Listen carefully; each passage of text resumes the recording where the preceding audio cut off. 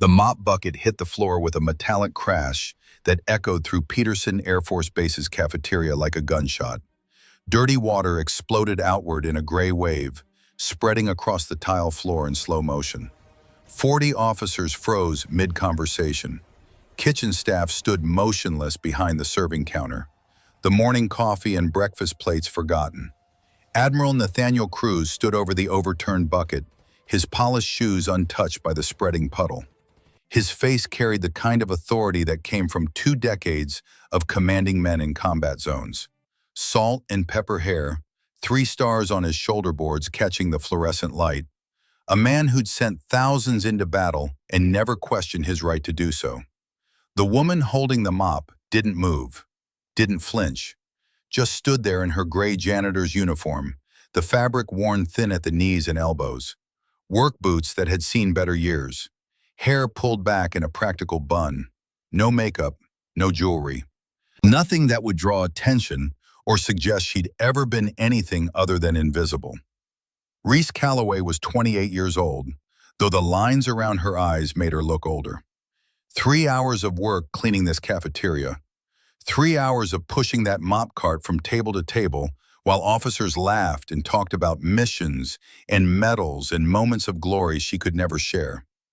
3 hours that had just been erased by one deliberate kick. "Clean it again," Cruz said. His voice carried across the silent room. Not loud. Didn't need to be. Authority didn't require volume. "Or are you deaf, janitor?" Reese's fingers tightened on the mop handle. The wood was smooth from years of use, worn down by hands that had held it before hers. Hands that had also cleaned up after people who looked right through them. She didn't answer. Experience had taught her that silence was safer. Words could be twisted. Silence couldn't be used against you. "What's the matter?" Cruz stepped closer, close enough that Reese could smell his cologne. Expensive, the kind that came in bottles with French names. "Cat got your tongue? Or maybe you're too busy pretending to be somebody." A few officers shifted uncomfortably, the younger ones, the ones who still remembered what it felt like to be on the bottom, looking up. But they didn't speak, didn't intervene. The chain of command was sacred. You didn't question an admiral, not in public, not ever. "Let me guess," Cruz continued. His voice dripped with mockery now. "You've got a call sign too, right? All the wannabes do. Probably gave it to yourself. Something tough sounding to make up for pushing a mop at your age." Reese lifted her head slowly. Her eyes found Cruz's face, locked onto his gaze with an intensity that made him blink. Just once. Just for a second. But it was enough. "Silent 6, she said. 2 words. Quiet. Calm. With the weight of a confession behind them. The temperature in the cafeteria dropped 10 degrees. Cruz's face went pale. Not gradually, all at once. Like someone had opened a valve and drained the blood right out of him. His mouth opened. Closed. Opened again. No sound came out. Captain Rodriguez, a young officer sitting near the window, choked on his coffee. The liquid sprayed across his plate. He coughed violently, eyes watering, staring at the janitor like he'd just seen a ghost materialize in front of him. The kitchen staff exchanged glances, silent questions passing between them. Who was Silent 6? Why did the Admiral look like he'd just been shot? Colonel Garrett Bishop stepped out from behind a support pillar, 62 years old. Ramrod straight posture despite the decades, gray crew cut, face carved from granite. A career soldier who'd seen everything from the First Gulf War to the chaos of Iraq. He moved with the deliberate precision of a man who'd spent his life in combat boots. "Admiral," Bishop's voice cut through the silence like a blade. "I believe you owe this woman an apology." Cruz couldn't look away from Reese. His hand trembled slightly at his side. "What are you talking about?" "You don't remember her face," Bishop said. Not a question, a statement. "Most people don't." She made sure of that. "Classified operations tend to erase faces, turn heroes into ghosts." He paused. "But you remember the call sign, don't you, Admiral? Silent 6. The medic who pulled you out of Fallujah when everyone else wrote you off as dead. The cafeteria wasn't silent anymore. It was something beyond silence. A vacuum where sound used to exist, where breath used to happen, where hearts forgot to beat. Crew's lips moved soundlessly. Then, barely a whisper. March 15th. March 15th, 2008, Reese said. Her voice remained calm, professional, like she was reciting mission parameters instead of the day she'd saved a man's life. Fallujah, second battle. Your convoy hit an IED at 1300 hours. Your Humvee flipped. You were trapped in the back seat with a compound fracture to your left femur. Bone punched through the skin. Femoral artery compromised. You were losing approximately 1 unit of blood every 3 minutes. The words fell like hammer blows. Precise, clinical, devastating. Insurgent fighters were closing in, Reese continued. Radio reported 15 minutes out, maybe less. Extraction bird was 40 minutes away. Everyone on that street was supposed to die. Cruz's hand found the edge of a table, gripped it. His knees looked ready to give out. But you didn't die, Bishop said quietly, because this woman crawled into that burning Humvee while bullets tore through the metal around her. Because she applied a tourniquet with one hand while returning fire with the other. Because she dragged you 3 miles through Sniper Alley to an emergency landing zone while carrying 80 pounds of gear and your 200-pound unconscious body. A tear slid down Cruz's cheek. Unexpected, unbidden, the kind of tear that came from a place too deep to control. You told me something, he whispered. When they were loading me onto the bird, I was barely conscious, couldn't remember my name, couldn't remember where I was. But you leaned in close and you said, his voice cracked, "You're going home, sir." Reese's voice remained steady. "You're going home." The Admiral's legs gave out. He caught himself on the table, but barely. Bishop moved to steady him, but Cruz waved him off. Pride, even now, even after everything. "I tried to find you," Cruz said. "For years. I asked everyone, called in every favor. But they told me it was classified. Told me the medic who saved me didn't exist in any official record. I thought maybe I'd hallucinated the whole thing. That my brain invented an angel because the truth was too ugly to remember." "No hallucination," Bishop said. "Just classification." Silent Six ran 47 rescue operations across 3 tours. Saved 93 American lives. Never lost a single patient under her care. The kind of record that gets you nominated for medals. The kind that also gets you buried in black ink and redacted files because politicians don't like explaining why their wars required so many heroes. Cruz looked at Reese like he was seeing her for the first time. Really seeing her. Not the janitor, not the invisible woman in the gray uniform, but the warrior who'd carried him through hell. "Why didn't you tell me? 3 years you've been working here. 3 years mopping floors while I walked past you every single day. You could have said something, could have asked for anything." Reese bent down and picked up the overturned bucket, set it upright. The water had stopped spreading, settled into a dark stain on the clean floor. "Because I didn't save you to collect a debt, sir." She met his eyes again.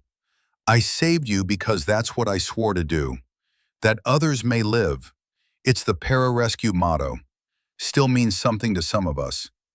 But this," Cruz gestured helplessly at the cafeteria, the mop, the gray uniform. "This is what you chose? After everything?" Reese pulled a photograph from her pocket, worn at the edges, creased from being folded and unfolded countless times. She held it out so Cruz could see.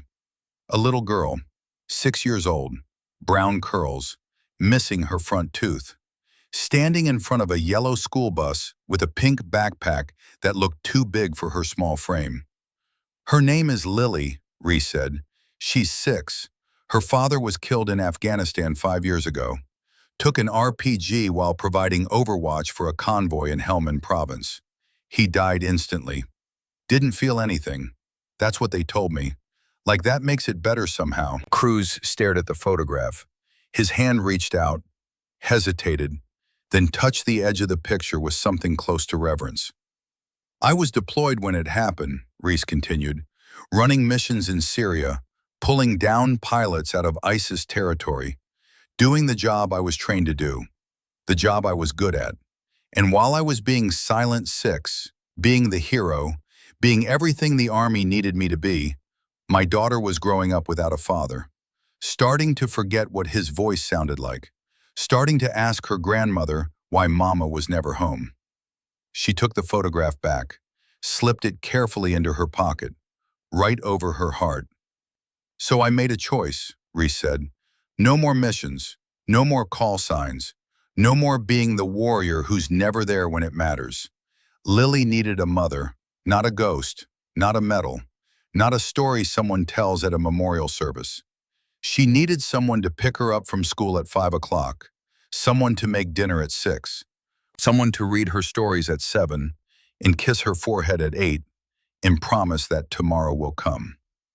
The cafeteria had gone back to that impossible silence, the kind that made ears ring. This job has good hours, Reese continued. Benefits. The daycare is 3 blocks away. I can afford a small house in a safe neighborhood with a yard where Lily can play.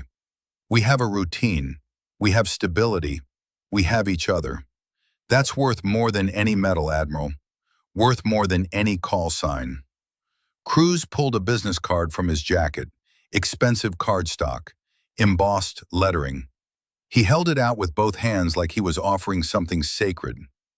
If you ever need anything, he said. His voice was thick with emotion. Medical bills, school tuition, a recommendation, a job that doesn't involve. He looked at the mop bucket. Anything. You call me, day or night. That's not a request. That's an order from a man who owes you his life. Reese took the card, studied it for a moment, then slipped it into her pocket next to Lily's photograph. Thank you, sir. Admiral Nathaniel Cruz straightened to attention. 52 years old, 3 stars, commander of Peterson Air Force Base, a man who'd led thousands of soldiers and received salutes from generals. He brought his hand up in the crispest salute of his career, held it, waiting. Reese looked at the salute, at the man offering it, at the 40 officers watching, at this moment that wanted to be something it couldn't be. I'm a civilian, sir. Her voice was gentle, almost apologetic. I can't return that salute. But she nodded, once, slow, with a respect that went deeper than any salute could reach. Cruz held the position for 5 more seconds, then dropped his hand, turned, walked toward the cafeteria door with his shoulders square and his head high, trying to look dignified, trying to look like an admiral, failing completely. The door swung shut behind him. Reese stood alone in the spreading puddle of dirty water. 40 officers staring, kitchen staff frozen, the mop handle still gripped in her calloused hands. Colonel Bishop approached slowly, a man who'd seen heroes die and cowards live, and everything in between. You did the right thing, he said quietly, getting out, choosing Lily. Not everyone can make that choice. Most of us don't even realize we have a choice until it's too late. How's retirement treating you, Colonel? It's not. Bishop's face was grim. That's why I'm here. Something in his tone made Reese's combat instincts flare. The same instinct that had kept her alive through 3 tours. The same instinct that screamed warnings before IEDs detonated and snipers fired and mortars fell. Sir? Bishop glanced around the cafeteria, calculating who might be listening, who might overhear. Old habits from a lifetime of classified operations. Not here, he said. Can you meet me? Tonight? 2100 hours. The coffee shop on Platt Avenue. The one that stays open late. Colonel, I'm out. I told you that when I separated. I'm done with missions and operations and... This isn't a mission. Bishop's eyes were haunted, desperate. This is a father begging for help. My daughter is missing, Reese. and I think she's going to die if someone doesn't find her soon. The words hit like shrapnel, sharp, unexpected, cutting through every defense. Reese's hand tightened on the mop handle. What happened? 2,100 hours, Bishop repeated. Please. He turned and walked away before she could respond, left her standing in the dirty water with questions multiplying like bacteria in her mind. Reese looked down at the gray puddle, at her reflection broken by the overhead lights, at the ghost of who she used to be staring back from the surface. Silent 6, a call sign she'd tried to bury, a name that belonged to someone else. Someone who didn't have a 6-year-old daughter waiting at home. Someone who didn't read bedtime stories and pack school lunches and worry about parent-teacher conferences. She picked up the mop and started cleaning. Again. Because that's what janitors did. That's what mothers did. They cleaned up messes. They made things right. They kept going even when everything inside them wanted to stop. But her hands were shaking. And deep in her chest, something old and violent and necessary was waking up. The rest of the day passed in a blur of mop buckets and trash cans and floors that never seemed to stay clean. Reese worked through lunch, worked through her afternoon break, kept moving because stillness meant thinking, and thinking meant remembering, and remembering meant feeling things she'd spent 3 years learning to bury. At 16:47, she changed out of her janitor's uniform in the employee locker room. Jeans and a plain gray sweatshirt, the same clothes she wore every day. Anonymity as armor. The drive to Lily's daycare took 6 minutes. Reese knew every stoplight, every turn, could drive it blindfolded if she had to. She was always early, never late, never made Lily wait and wonder if Mama was coming back. Because Lily had already learned what it meant to wait for someone who never came home. The daycare was a cheerful building painted bright yellow with cartoon animals on the walls. Music played from inside, children's laughter, the sound of innocence that hadn't been broken yet. Reese parked and walked to the entrance. The door opened and Lily exploded out like a small missile. Brown curls bouncing, pink backpack trailing behind her, face split in a smile that could light up the darkest corners of any heart. "Mama!" Reese caught her mid-leap, lifted her high, spun her in a circle while Lily shrieked with joy.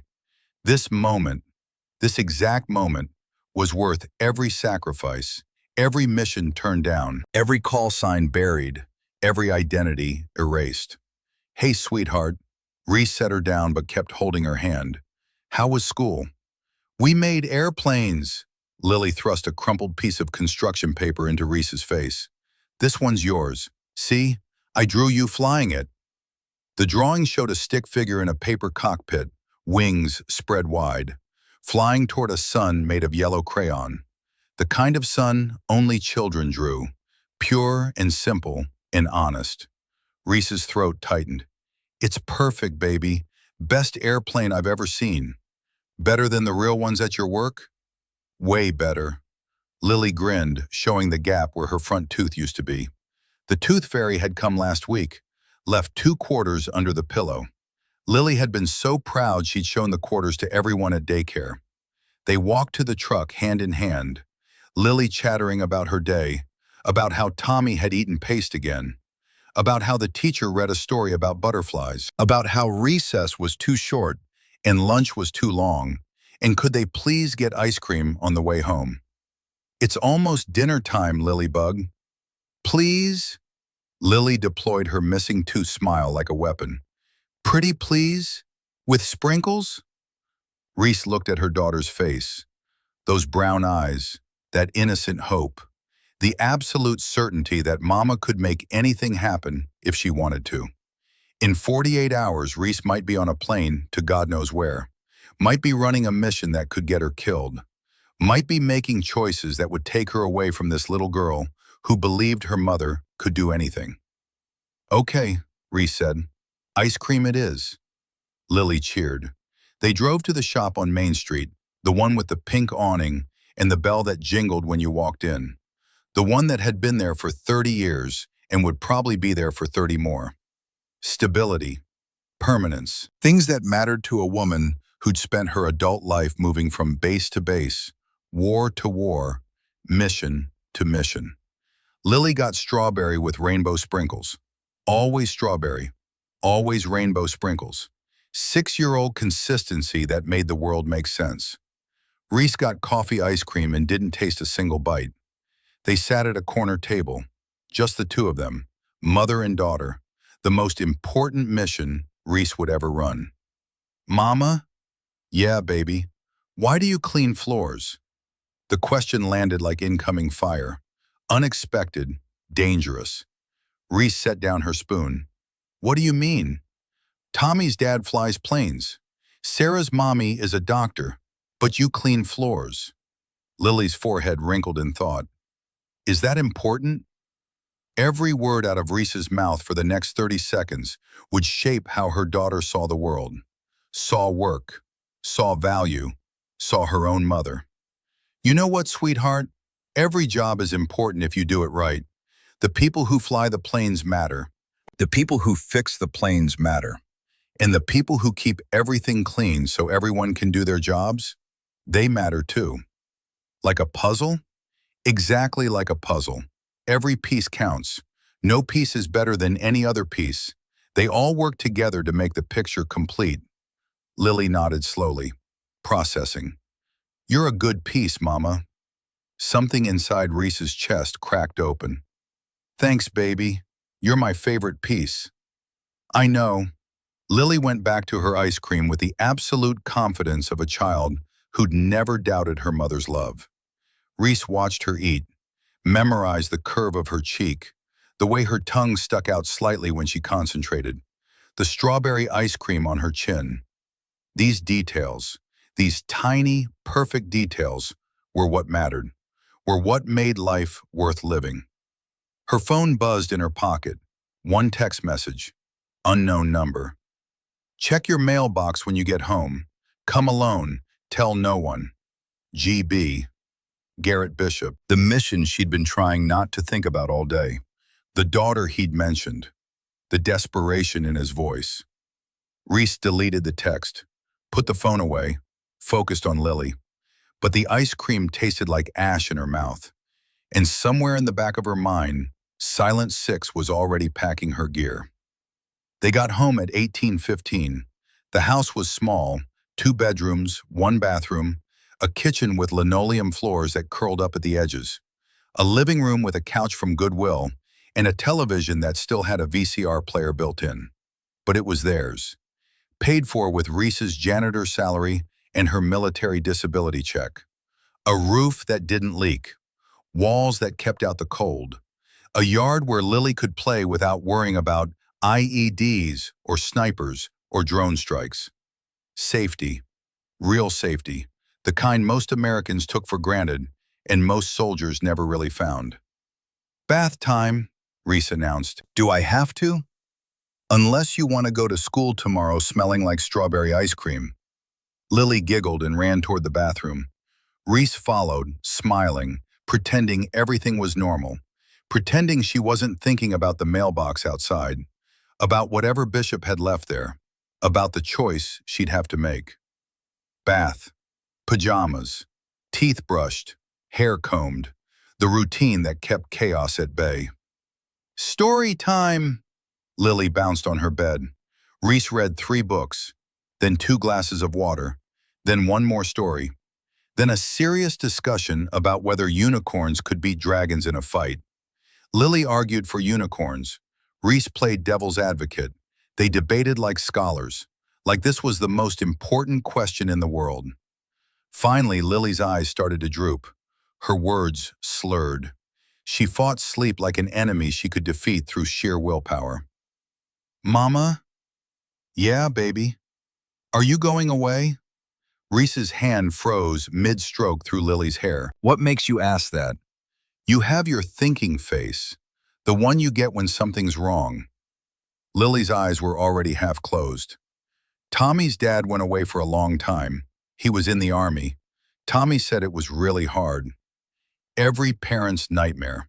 The moment your child asks the question you don't want to answer. The moment honesty and protection collide. Sometimes, Reese said slowly, moms have to do hard things, things that take them away from the people they love. It doesn't mean they want to go. It means they have to. Do you have to go? The mailbox was 50 feet away. Inside was information that would change everything. A mission, a call to arms, a chance to be Silent Six again. Or she could ignore it, burn whatever was in that envelope. Stay here, stay safe, stay with Lily. I might have to go somewhere for a little while, baby, just for a few days. Lily's arms wrapped around Reese's neck with desperate strength. Will you come back? Always. Reese held her daughter tight, breathed in the smell of strawberry shampoo and childhood innocence. I will always come back to you, no matter what. You hear me? Promise? I promise, little eagle. Cross my heart. Lily pulled back to look at Reese's face, searching for lies, finding none.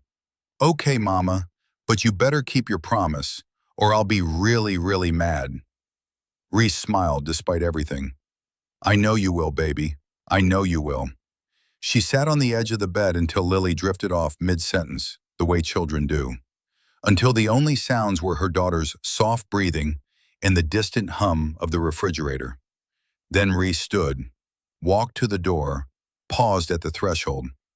I love you, Lily, she whispered, more than all the stars in the sky. Lily didn't stir, already lost in whatever world 6-year-olds visited in their dreams. Reese closed the door softly, walked through the house, each step feeling heavier than the last. The mailbox waited at the end of the driveway, black metal, rusting at the hinges. An ordinary mailbox in an ordinary neighborhood on an ordinary street. Reese opened it.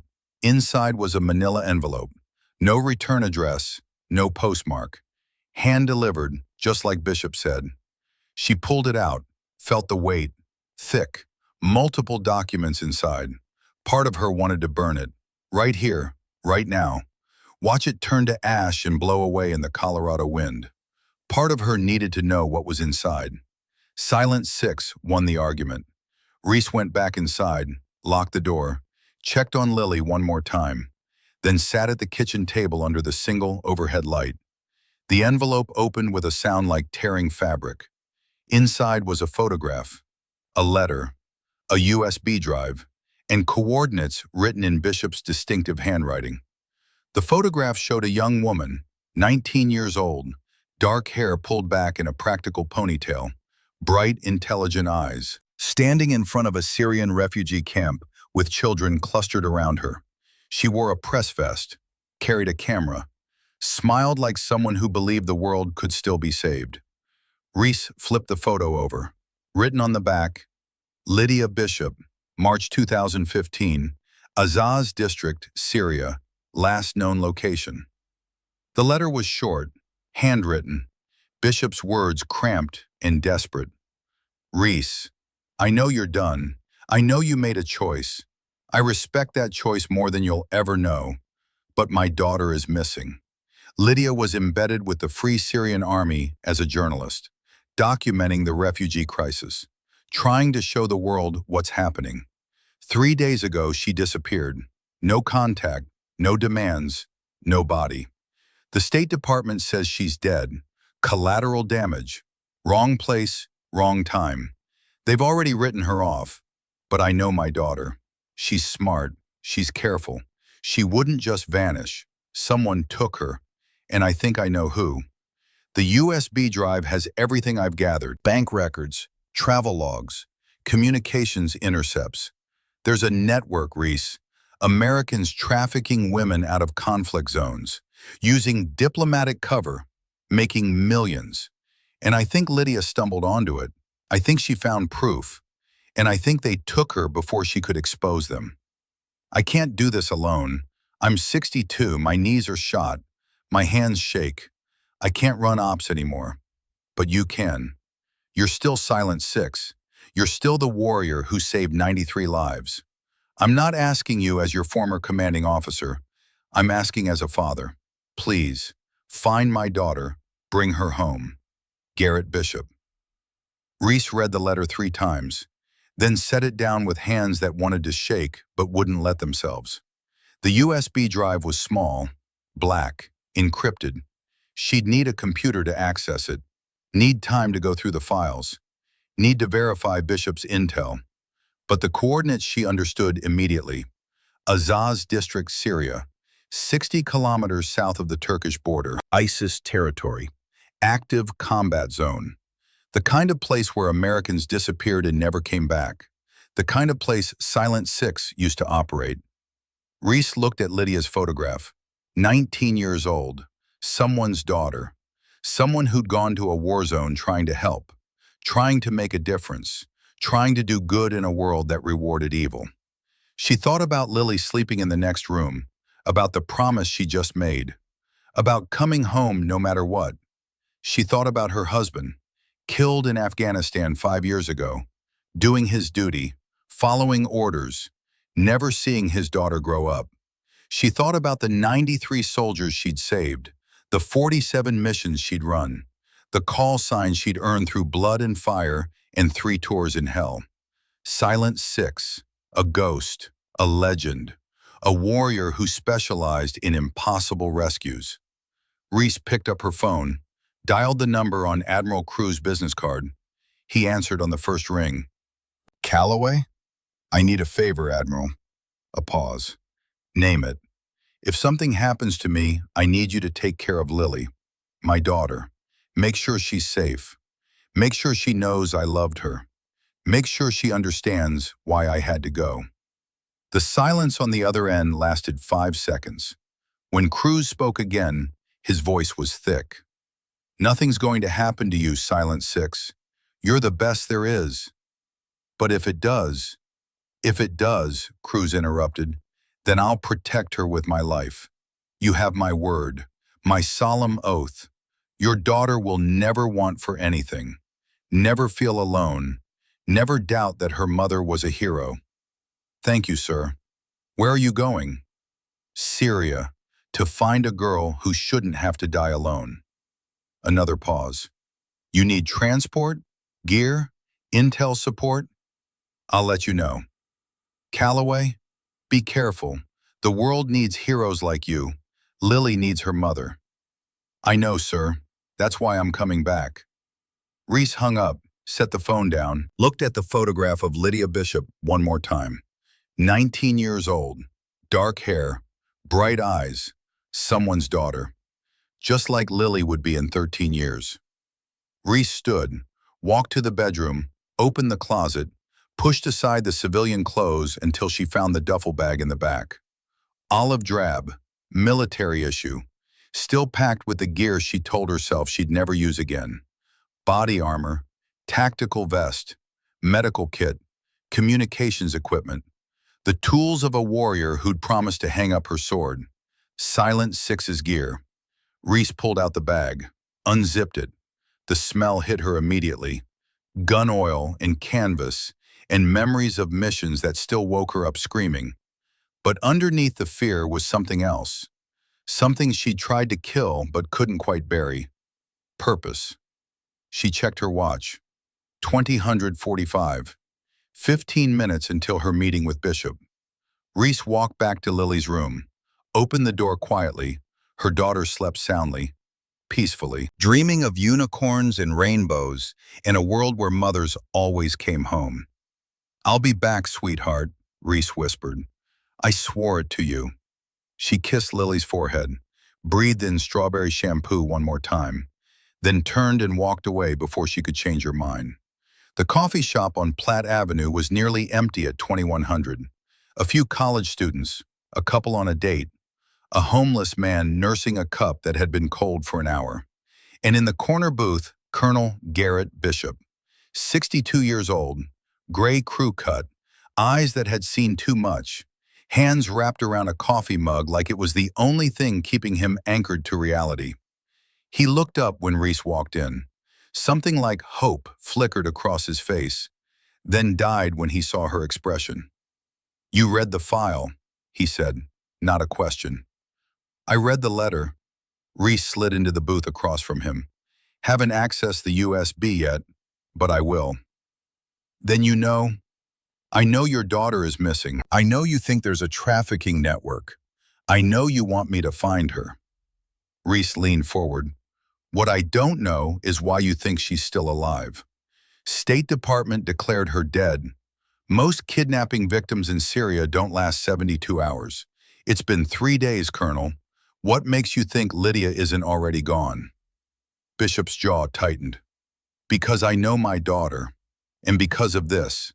He pulled out his phone, showed Reese a text message, sent 2 days ago, from an unknown number. Dad, scared, can't talk, they're listening, but I'm alive. GPS, 36.5853 north, 37.0625 east. Sewn USB and jacket. Everything you need. Don't trust state. Love you. Reese memorized the coordinates instantly. Azaz district. Same location as Bishop's intel. Could be a trap, she said.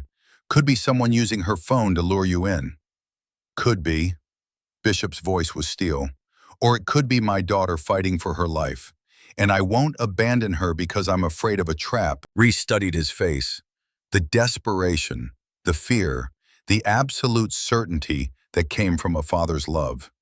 She'd seen that same look in the mirror every time she thought about Lily. I have conditions, Reese said. Name them. 1. I run this operation. You provide intel and support, but tactical decisions are mine. I don't care if you're a colonel or a general or the ghost of George Washington. In the field, I'm in command. Agreed. 2. We keep this small. 3 operators maximum plus you on remote. No official channels, no State Department, no CIA, no one who might have connections to this trafficking network. Already ahead of you, I've got 2 people I trust, former Delta and CIA, solid. 3. If this goes sideways, if we can't extract Lydia, if the situation becomes compromised, I walk away. I don't die for lost causes. I don't sacrifice my daughter's mother for someone else's daughter. Understood? Bishop's face twisted with pain, but he nodded. Understood, then I'm in. Reese stood. Send me the USB data. I'll review tonight. We meet tomorrow at 0600 to plan. Location of your choosing, somewhere secure. My house. Basement. It's swept weekly for bugs. Good. Reese turned to leave, then paused. Colonel, how old was Lydia when you deployed to Iraq? When you left her to go fight a war? The question landed like a knife between the ribs. Bishop's face went gray. She was 6, he whispered, the same age as Lily. Did she understand? Reese asked. Did she forgive you for choosing duty over her? For missing her birthday parties and school plays and all those little moments that matter more than any mission? Bishop couldn't finish. Think about that answer, Reese said quietly, because in 48 hours I'm going to be asking myself the same question, and I need to know if the answer is worth it. She walked out before he could respond. The night air was cold, clean, the kind of cold that burned in your lungs and reminded you that you were alive. Reese drove home in silence, checked on Lily one more time. Her daughter slept soundly, dreaming of airplanes and rainbows and a mother who always came home. I'll come back, Reese whispered, no matter what. She kissed Lily's forehead, then walked to her bedroom, pulled out the laptop she used for bills and grocery lists and normal civilian things. Plugged in Bishop's USB drive. The encryption broke after 3 passwords, military grade, but Reese still remembered the protocols. The files opened. Hundreds of documents, bank records, travel manifests, communications intercepts, photographic evidence, and the picture they painted was worse than Bishop described. A network, operating for 3 years, moving women out of conflict zones, Syria, Iraq, Yemen, Afghanistan, young women, Western women, journalists, aid workers, teachers, doctors, anyone in the wrong place at the right time, sold to private buyers, rich men in countries that didn't ask questions, disappeared into lives of slavery and torture and death, all facilitated by one man, State Department liaison to the Middle East, David Hoffman, 42 years old, 20 years government service, impeccable record, multiple commendations, the kind of bureaucrat who knew how to work the system, how to hide in plain sight, how to be a monster while wearing a flag pin.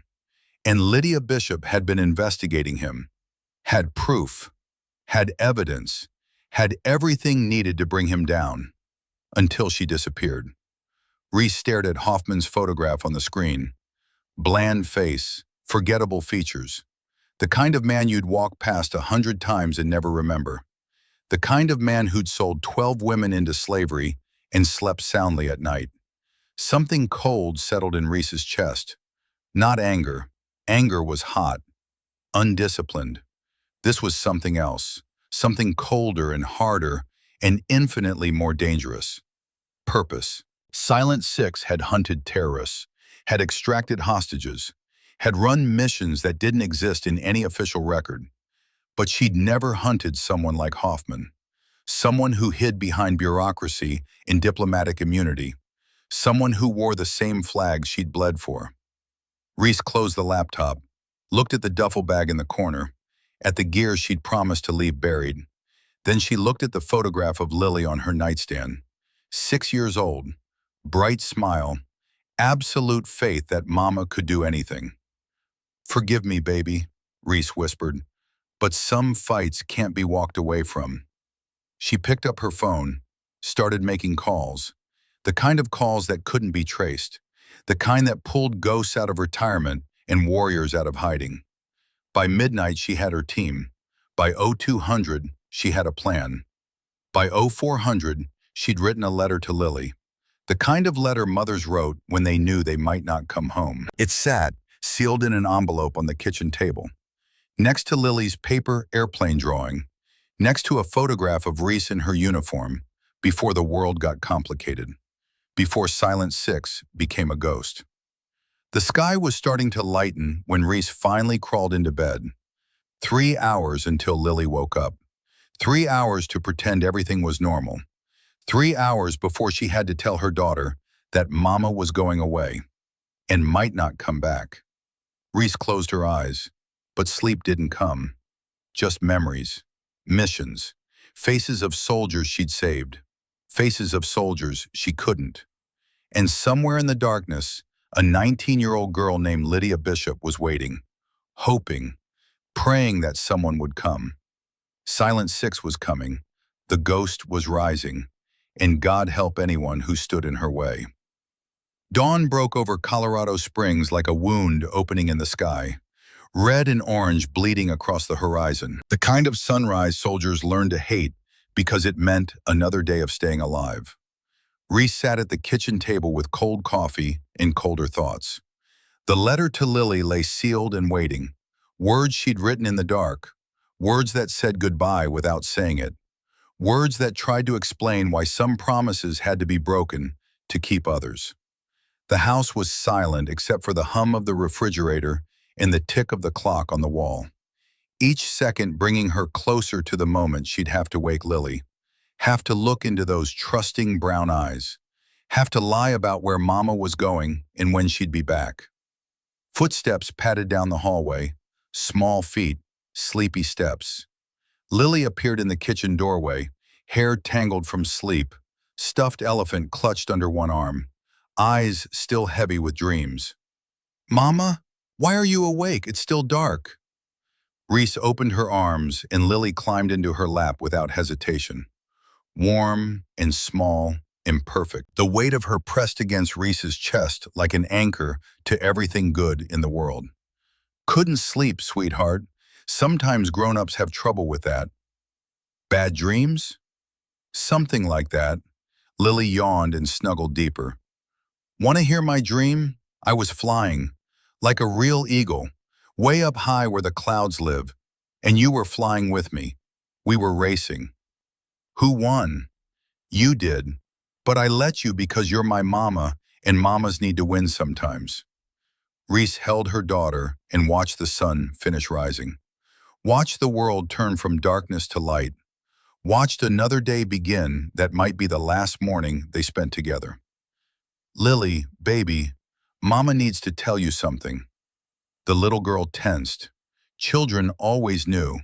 Some instinct warned them when the world was about to change. "You're going away."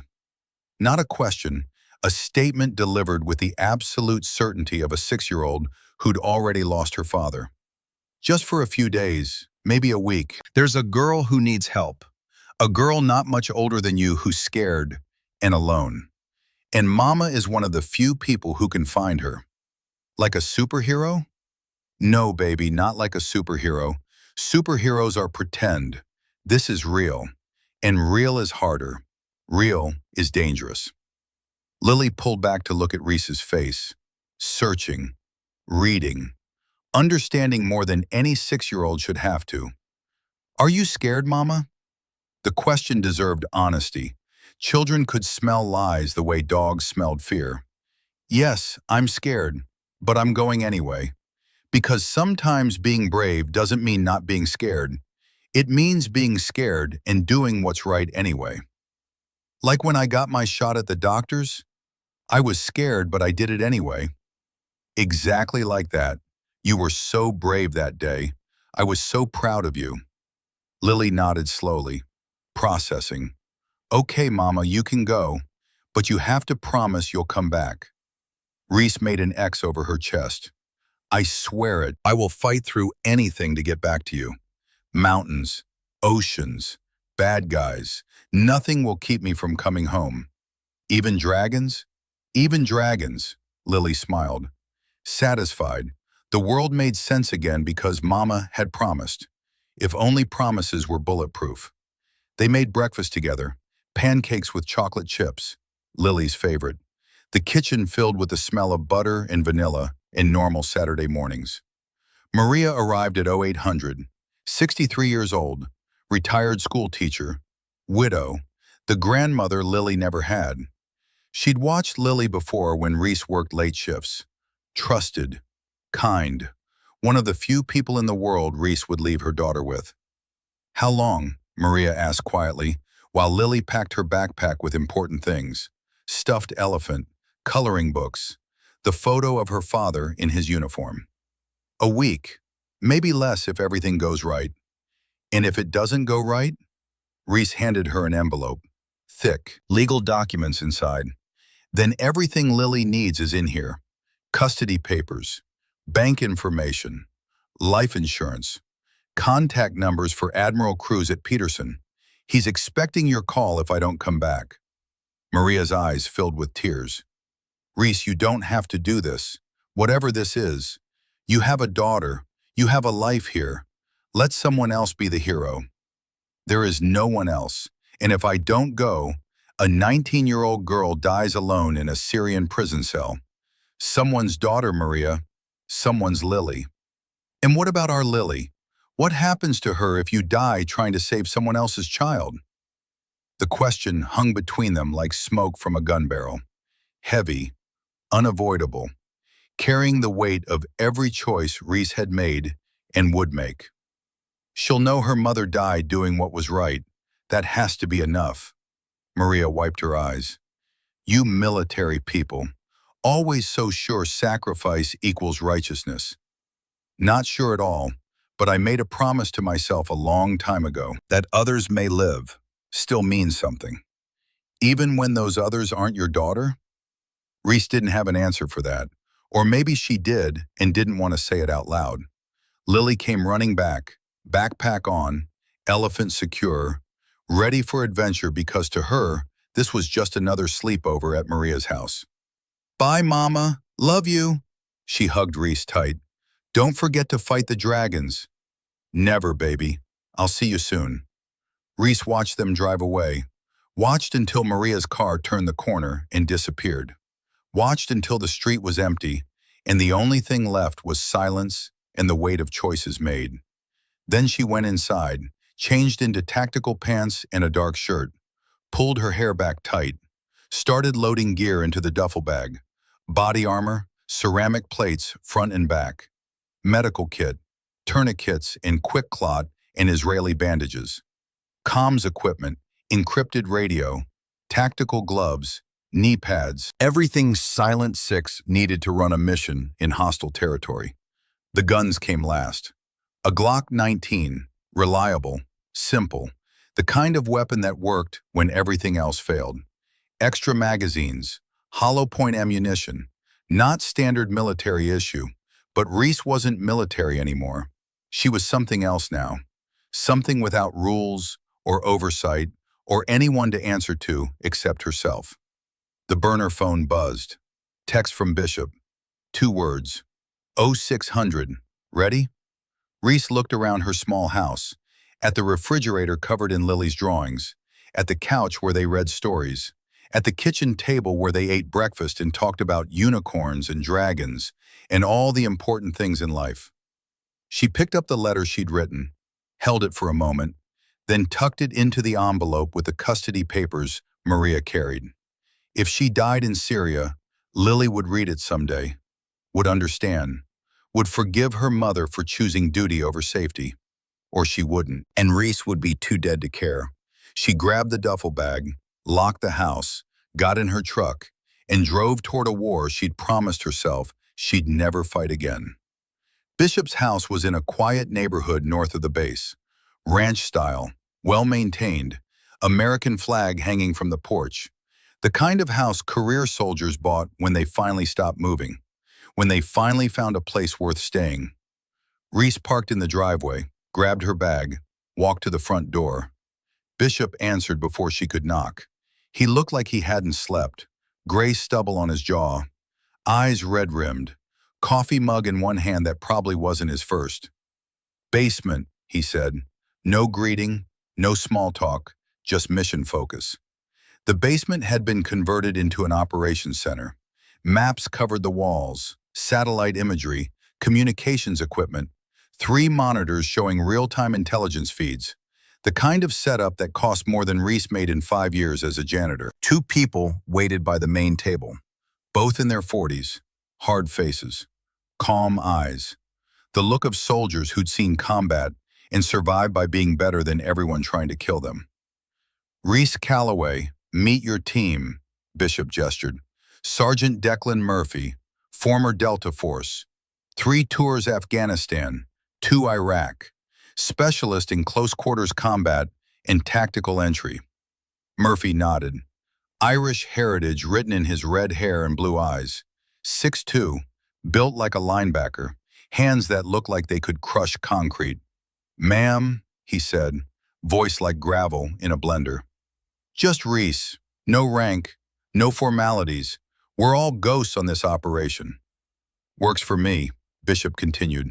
"Dr. Sloan Barrett, CIA, Special Activities Division, intelligence analyst with field experience. She ran operations out of Baghdad for 3 years. Speaks Arabic, knows the terrain, knows the players." Barrett was mid-30s, blonde hair pulled back, athletic build, the kind of woman who looked like she belonged in a boardroom, but could probably kill you 6 different ways with a ballpoint pen. "I've read your file," Barrett said. "Silent Six, 47 missions, 93 lives saved. Impressive record." That was a long time ago. 3 years, hardly ancient history. Barrett's smile didn't reach her eyes. "Question is whether you've still got it. Whether 3 years mopping floors dulled your edge." The challenge hung in the air. Dominance games, territory marking, the eternal dance of operators figuring out the pecking order. Reese set down her duffel bag. "I ran 12 miles this morning before breakfast, did 200 push-ups, qualified expert with my Glock at 25 meters, then made pancakes for my daughter and got her ready to say goodbye. All before 0600. You want to test my edge, Barrett? We can step outside right now and see who bleeds first."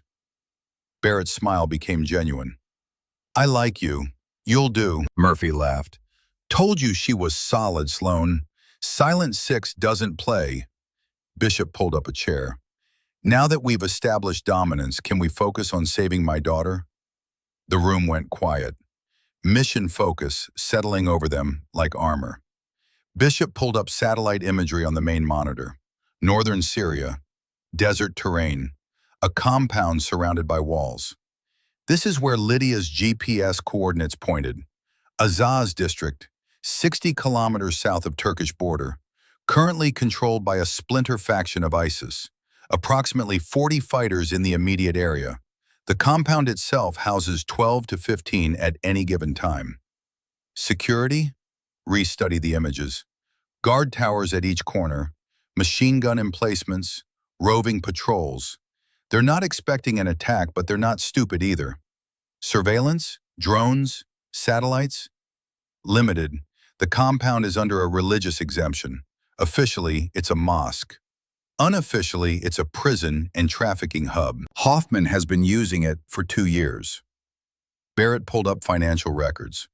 Hoffman's been moving money through shell corporations.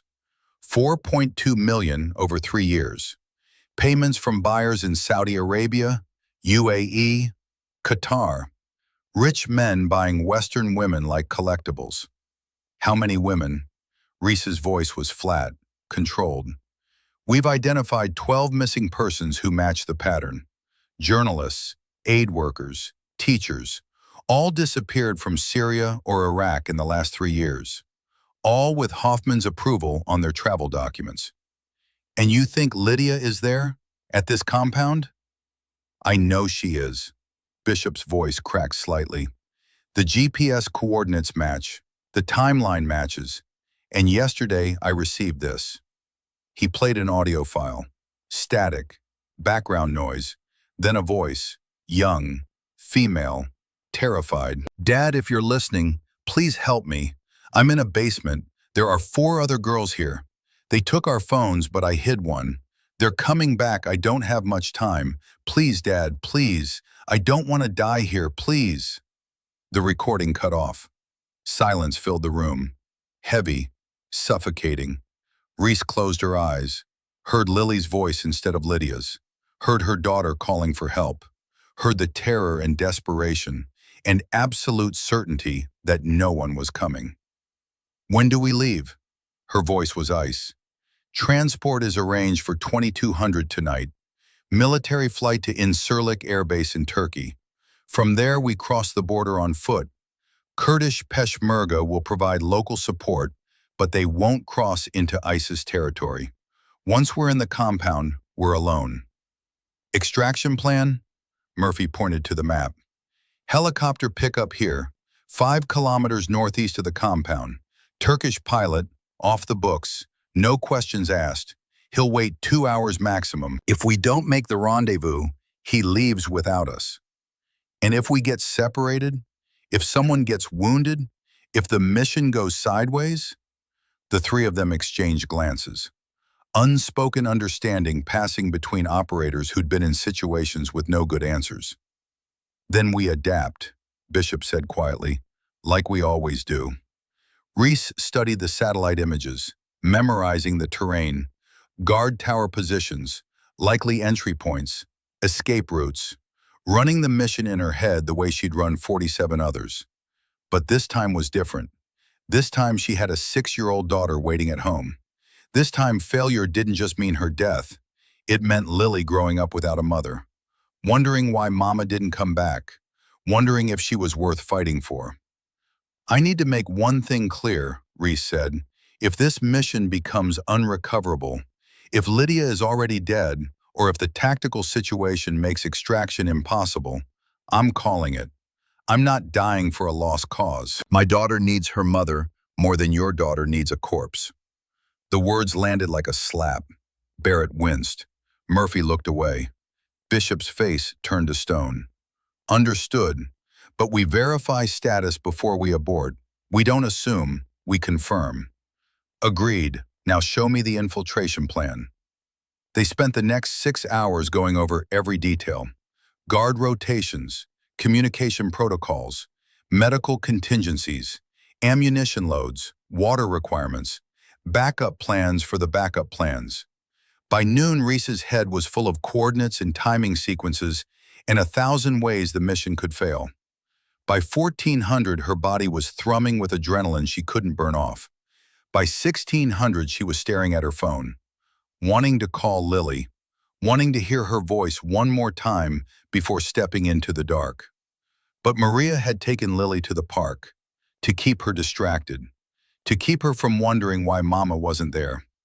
Reese put the phone away, focused on gear prep, on weapons checks, on all the mechanical rituals that kept soldiers sane before combat. "You have kids?" Murphy asked, sitting beside her, cleaning his rifle with the methodical precision of a man who'd done it 10,000 times. "Daughter, 6 years old. Hard age to leave." "Every age is hard to leave," Murphy nodded. "I got 2 boys, 12 and 14. Their mom took them when I retired, said I was too damaged to be a father. Too many deployments, too many nightmares, too much war brought home." He paused. "She was probably right." "You still see them? Holidays, birthdays, awkward dinners where they don't know what to say to the stranger who used to be their dad." He set down the cleaning rod. "That's why I said yes to this mission, because Bishop's daughter is still alive, still has a chance. Mine already lost me and I was standing right there." Reese understood. Every operator understood. The way war carved pieces out of you until you didn't quite fit back into the civilian world.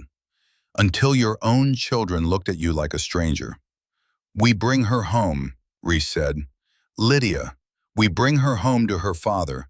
We don't let her become another statistic." Hoo-ah to that. They finished weapons prep in silence, then gear check, then comms verification. All the small rituals that kept operators alive in situations where inches and seconds determined who went home and who went home in a box. At 1900, Bishop brought down food, pizza, beer, the condemned's last meal served in a suburban basement. Reese ate mechanically, tasted nothing. Her mind already in Syria, already running the mission, already calculating the 1,000 ways to die and the one way to survive. "I need to tell you something." Barrett set down her beer. "About Hoffman, about what we're really walking into." The tone made everyone stop eating. "Hoffman isn't working alone. The trafficking network has protection. Someone in Washington, someone with access to classified intelligence, someone who's been feeding him information about investigations and operations." "You have proof?"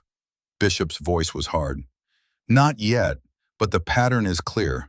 Every time State Department gets close to Hoffman, the investigation stalls. Evidence disappears. Witnesses recant. It's not coincidence. Someone is protecting him." "Who?" "I don't know, but whoever it is has pull. Real pull. The kind that makes federal investigations evaporate." Reese felt ice forming in her stomach. "So even if we rescue Lydia, even if we get her home safe, Hoffman might walk, might keep operating, might sell more women because someone powerful wants him protected." "Unless we get proof," Barrett said. "Unless Lydia has the evidence she said she collected. The USB drive sewn into her jacket. If it exists, if we can get it, if it has what we need, then we can burn the whole network down." "Big if," Murphy said. "It's all we've got." Bishop stood, paced, the movement of a caged animal. "My daughter is in a Syrian prison cell being sold to the highest bidder because some bureaucrat in Washington wants to get rich. And we can't even touch him because he's got protection." He slammed his fist on the table. "What the hell are we fighting for if our own government is the enemy?"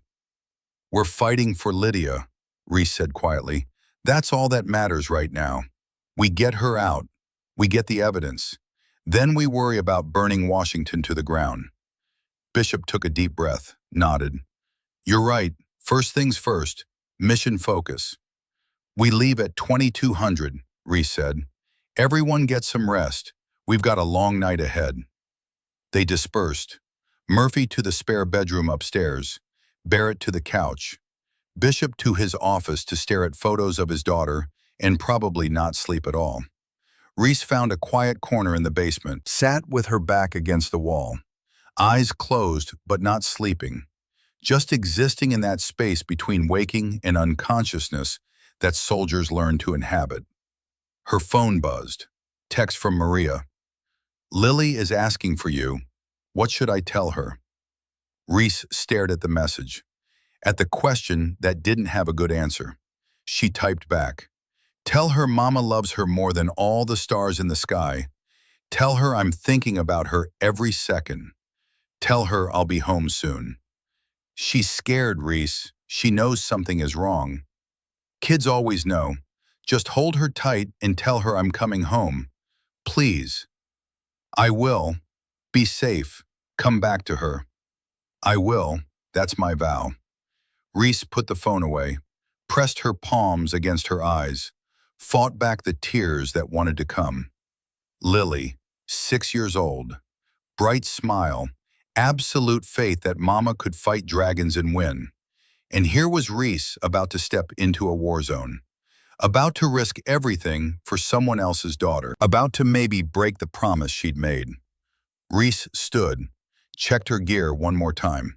Body armor, weapons, medical kit, everything in its place, everything ready. She was ready too, as ready as she'd ever be to go back to war. At 21:45, they loaded into Bishop's SUV, drove to a private airfield east of Colorado Springs. Civilian aircraft, no markings. The kind of plane that didn't exist in any flight logs. A C-130 waited on the tarmac. Ramp already down, interior lights off. Ghosts loading onto a ghost plane. The pilot didn't introduce himself, didn't ask questions, just handed them headsets and pointed to the cargo area. They strapped in. The plane's engines roared to life, the whole aircraft shaking like it might tear itself apart. Reese pulled out her phone. One last message to Lily. Good night, sweetheart. Sweet dreams. Mama loves you. Always and forever. She hit send, then powered down the phone, removed the battery. No communications from here on. No way to be tracked. No way to say goodbye if everything went wrong. The plane lifted off, banking hard, climbing fast. Colorado Springs falling away below them. The lights of civilization getting smaller and smaller until they were just pinpricks in the darkness. Murphy leaned over, had to shout to be heard over the engines. You good? Reese nodded, didn't trust her voice. First time back? Since I retired, yeah. It's like riding a bike, except the bike is on fire and you're in hell and everything is trying to kill you. Despite everything, Reese smiled. Thanks for the pep talk. Anytime, that's what teammates are for. The flight took 14 hours with one refueling stop in Germany. Reese dozed fitfully, dreamed of Lily, of Syria, of missions that went wrong and soldiers who didn't come home. Woke every time with her hand reaching for a weapon. They landed at Incirlik Air Base at 0430 local time. Turkey, still technically friendly territory, but getting less friendly every day. A Kurdish liaison met them on the tarmac. Young man, maybe 25, spoke English with a British accent. You are Bishop's team? We are, Reese said. I am Soren. I will take you to the border, but I cannot cross. ISIS kills Kurds on sight. You understand? We understand. Thank you for your help. Soren's smile was sad. American girls should not die in Syrian prison. If I had more men, I would help you free her. But I have family, children. I cannot die for strangers. No one is asking you to. Getting us to the border is enough. They loaded into a battered pickup truck, drove north through pre-dawn darkness. The landscape grew more desolate with every mile. Fewer buildings, fewer lights, fewer signs of civilization. The border was just a line on a map. No fence, no checkpoint, no guards, just desert stretching to the horizon. Soren stopped the truck. From here you walk, 4 kilometers to the compound. I have marked the route. He handed Reese a GPS unit. There are patrols. Be careful. They do not take prisoners. How long will you wait? Until dawn.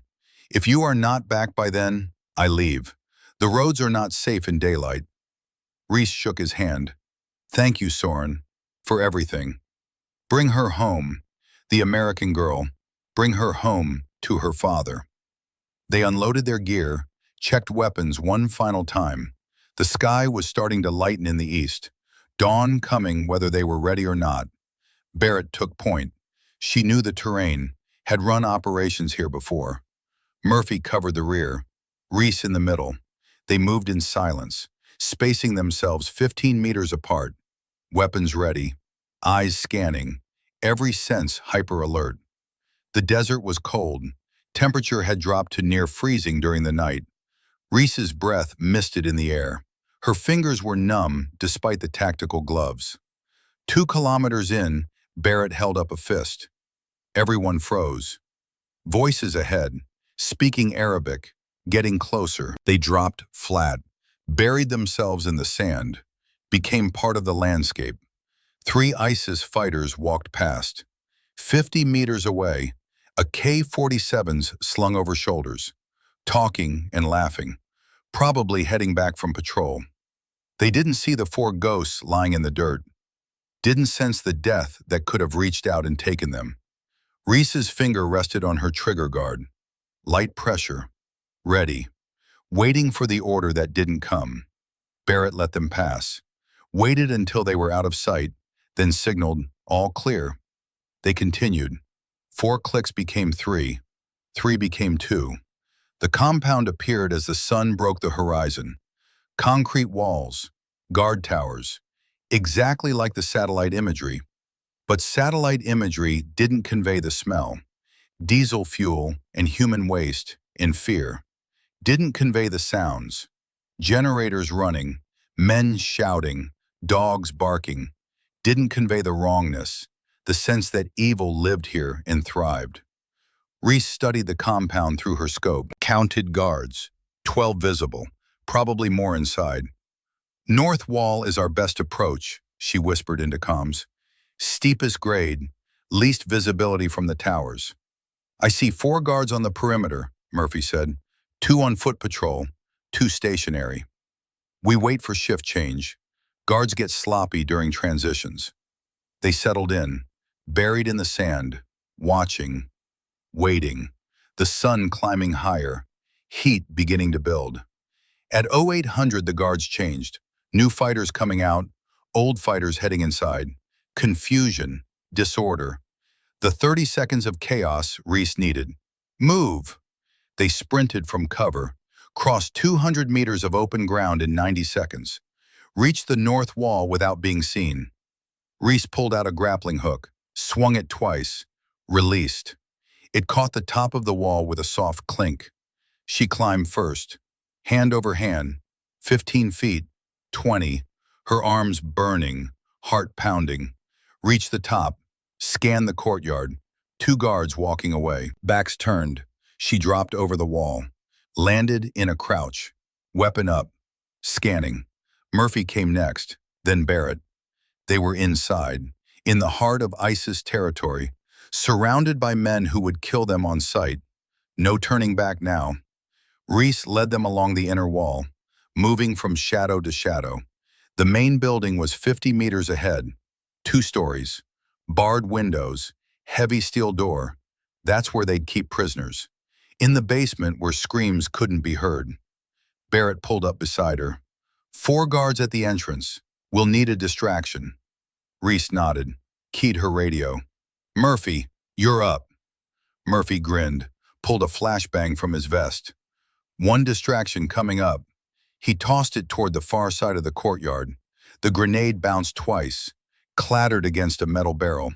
Guards turned, shouted, raised their weapons. The flashbang detonated. Blinding light, deafening noise, chaos. Reese and Barrett sprinted for the main building, reached the door while guards were still disoriented. Barrett kicked it open. They flowed through, weapons up, scanning. Interior room, empty. Stairs leading down, the basement. They descended, 1 step at a time, clearing corners, checking sightlines, moving like shadows. The stairs ended in a hallway. Concrete walls, fluorescent lights buzzing overhead. 3 doors, all closed. First door, Reese stacked on the left, Barrett on the right, Murphy covering the hallway. Reese tried the handle. Locked. She kicked it. The door flew inward. Empty room. Just a mattress on the floor and bloodstains on the wall. Second door, same procedure. Also empty, but this one had chains bolted to the floor. Dried blood. Fresh urine. Someone had been here recently. Third door. Reese's hand touched the handle and she heard it. Soft. Barely audible. Someone crying. She looked at Barrett, nodded, kicked the door. It exploded inward. And there, huddled in the corner, arms wrapped around her knees, face streaked with tears and dirt, was a young woman. Dark hair, 19 years old, press vest torn, camera broken beside her. Lydia Bishop. She looked up, eyes wide with terror. Please don't hurt me, please, please. Reese lowered her weapon. Lydia, your father sent me, Colonel Garrett Bishop. I'm here to take you home. Lydia stared, unable to process, unable to believe. My father? He never gave up on you, not for a second. Now we need to move. Can you walk? Lydia nodded, let Reese pull her to her feet. Her legs shook. She'd been sitting for days, maybe weeks. Stay close. Do exactly what I say, understand? Yes. They moved back up the stairs, Murphy covering, Barrett on point, Reese with Lydia. Reached the courtyard, started toward the north wall. That's when the alarm went off. Sirens screaming, floodlights activating despite the daylight, shouts erupting from every direction. Someone had found the empty cell. Run! Reese grabbed Lydia's hand. Go, go, go! They sprinted for the wall. Bullets cracked past them, impacting concrete, throwing up dust and fragments. Murphy returned fire, his weapon barking 3-round bursts, covering their retreat. Barrett reached the wall first, helped Lydia start climbing. More fighters pouring into the courtyard. 15, 20, weapons firing. A round hit the wall next to Reese's head, showered her with concrete chips. She fired back. Double tap, center mass. Fighter dropped. Another target, another double tap. Another body hitting the ground. Reese, come on! Barrett was over the wall, reaching down for Lydia. Murphy grabbed the rope, started climbing, firing one-handed, impossible shots, hitting anyway. Reese provided cover, emptied her magazine, dropped it, reloaded, kept firing. Murphy cleared the wall, disappeared over the other side. Reese grabbed the rope, started climbing. One hand, then the other. Feet finding purchase. Bullets everywhere. The air thick with them. 10 feet up. 15. Something punched her in the back. Hard. Unexpected. Pain exploded through her left shoulder. White hot. Searing. She'd been shot. Her left hand lost grip. Body swinging. Hanging by one arm. Below her, fighters were raising weapons. Taking aim. She was dead. Exposed. Nowhere to run. Then Murphy appeared at the top of the wall, his rifle barking. Precise shots, methodical. 3 fighters dropped. Climb! God damn it, climb! Reese found her grip again, pulled, screamed with pain. Her shoulder was on fire, blood running down her back. But she climbed. Reached the top. Murphy grabbed her vest, hauled her over. They dropped to the other side, landed hard. Reese's vision went white with agony. Can you run? Barrett was there, face tight with concern. Have to.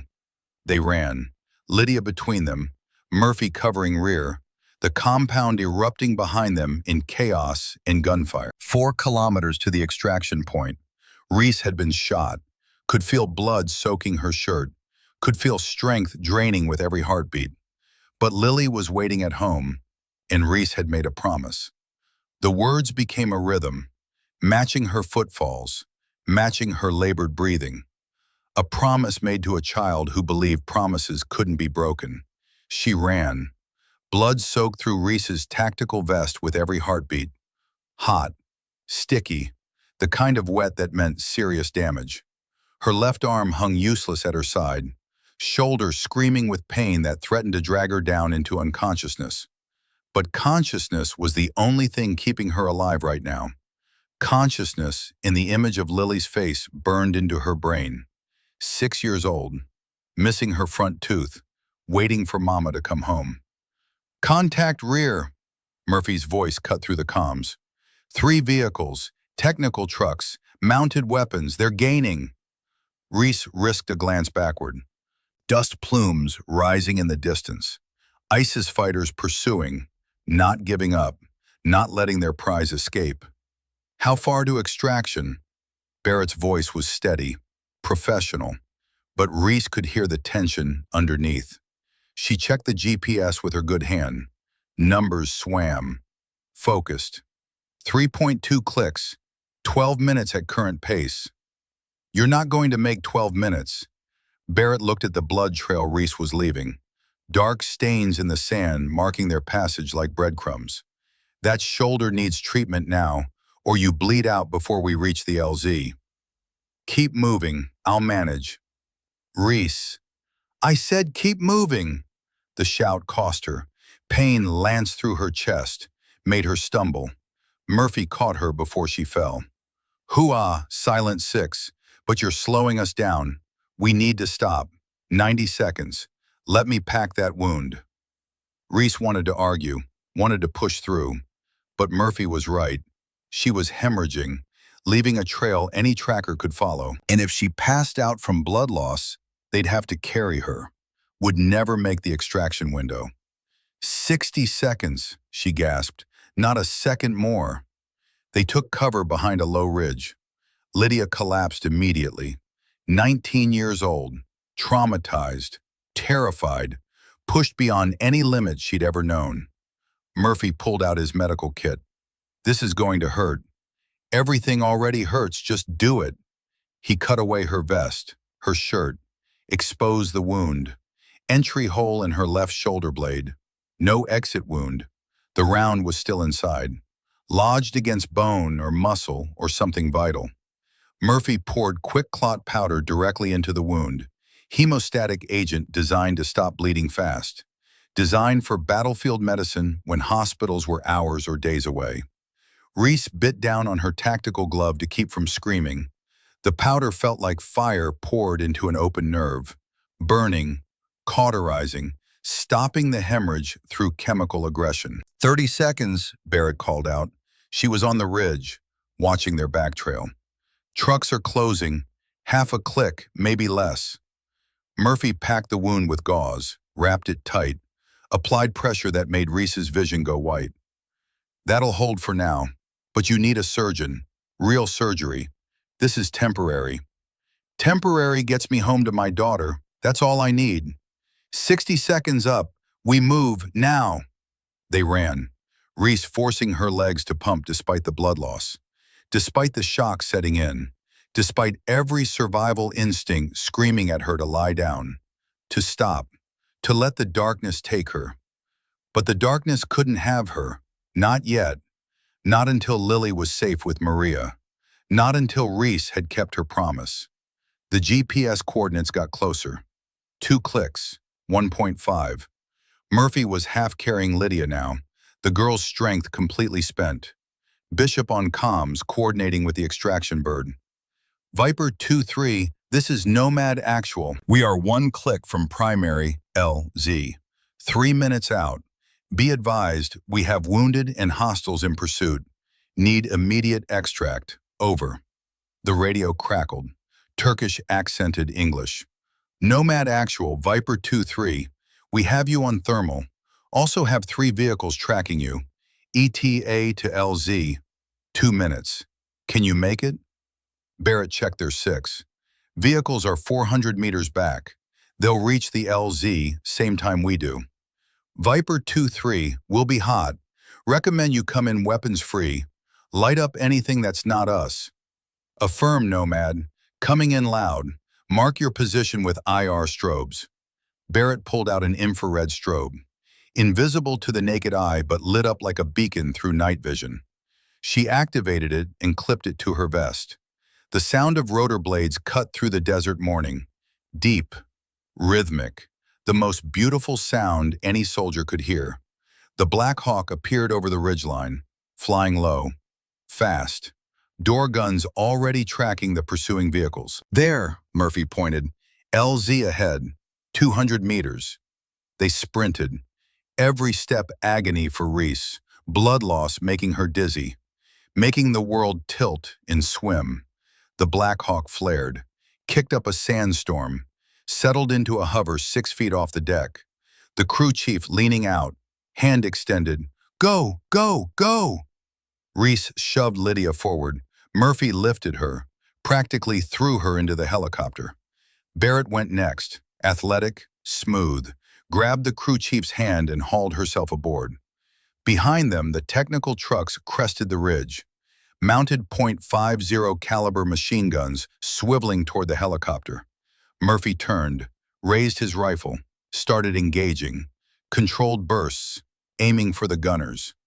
The Black Hawk's door guns opened up, M240 machine guns hammering, tracers arcing through the morning air, 7.62 millimeter rounds tearing into the lead truck, shredding metal, punching through the engine block.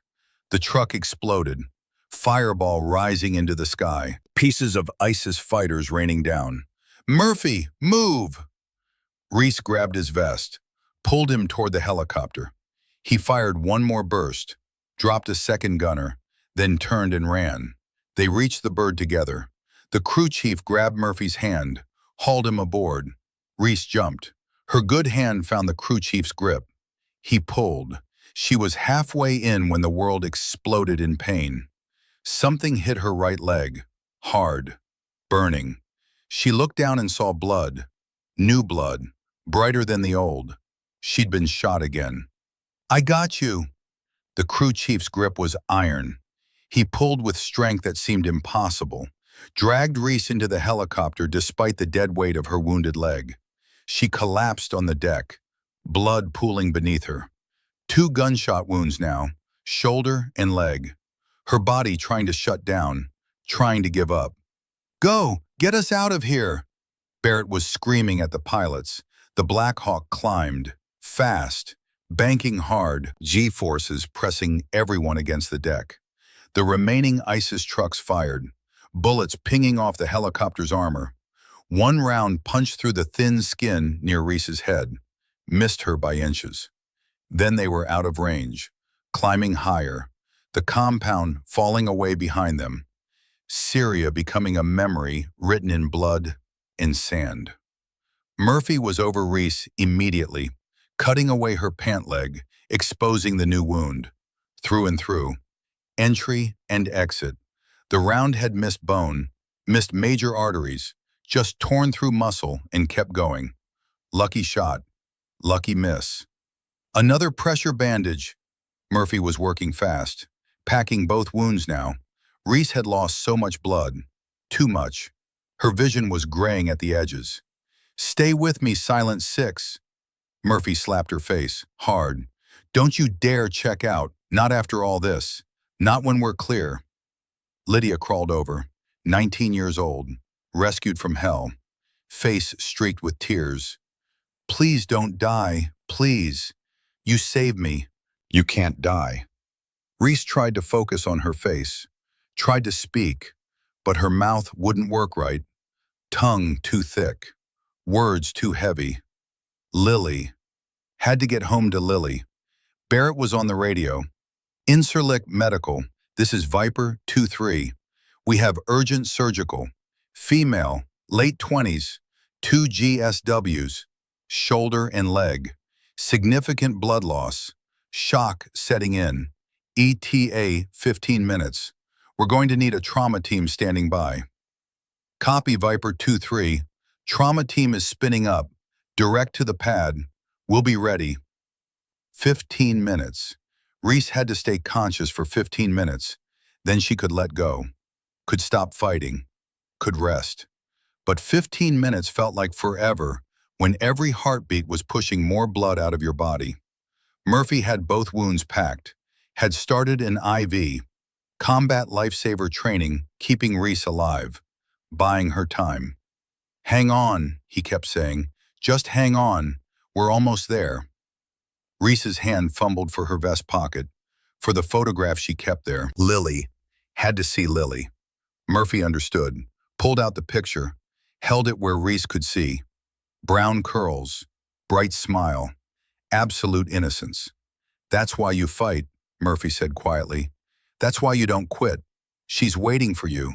She needs her mama." Reese's lips moved, barely a whisper. "Tell her, I tried." "You tell her yourself. When you wake up, when you're home, you tell her how her mama fought through hell and came back. You hear me?" But the darkness was closing in, warm, inviting, offering an end to the pain. Reese's eyes closed. "No, God damn it, no! Medic, I'm losing her!" The crew chief pushed Murphy aside. Combat medic, knew what to do. Started chest compressions, checking for pulse, for breath, for any sign of life. "She's still with us, barely. Pulse is thready, breathing shallow. Come on, lady, don't quit on us now." The helicopter pushed its engines to the limit, flying faster than safety allowed, racing against death. Incirlik Air Base appeared ahead. Medical facility, trauma surgeons, real equipment, real medicine. The Black Hawk didn't slow down, just dove straight for the landing pad, flared at the last second, slammed down hard enough to make everyone's teeth rattle. Trauma team was waiting. Gurney, equipment, people shouting orders. They pulled Reese out, loaded her onto the gurney, already cutting away her gear, her clothes, exposing the wounds, starting new IVs, pushing drugs. 2 GSWs, one shoulder, one leg, lost approximately 2 liters. Pressure is 70/40, pulse 140. She's circling the drain. "Get her to OR1 now. Type and cross. 4 units O-neg standing by. Move people." They ran, pushing the gurney at full speed, through doors, down hallways, into an operating room that smelled like disinfectant in desperation. Reese's eyes flickered open one last time, saw bright lights, masked faces, heard voices talking medical jargon she didn't understand. Then someone leaned over her, face close. "You're going to be okay. We've got you. Just let go. Let us do our job." Reese tried to speak, tried to say Lily's name, tried to make them understand that she had to survive, had to go home, had made a promise. But the anesthesia was already taking hold, pulling her down into darkness that wasn't warm anymore, that was cold and absolute. Her last thought was of a 6-year-old girl with her father's grin, waiting for mama to come home and fight the dragons. "I'm sorry, baby.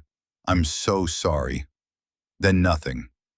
Pain woke her, sharp, insistent, dragging her out of the dark like hooks in her flesh. Reese's eyes opened, fluorescent lights overhead, too bright. She tried to turn her head, couldn't.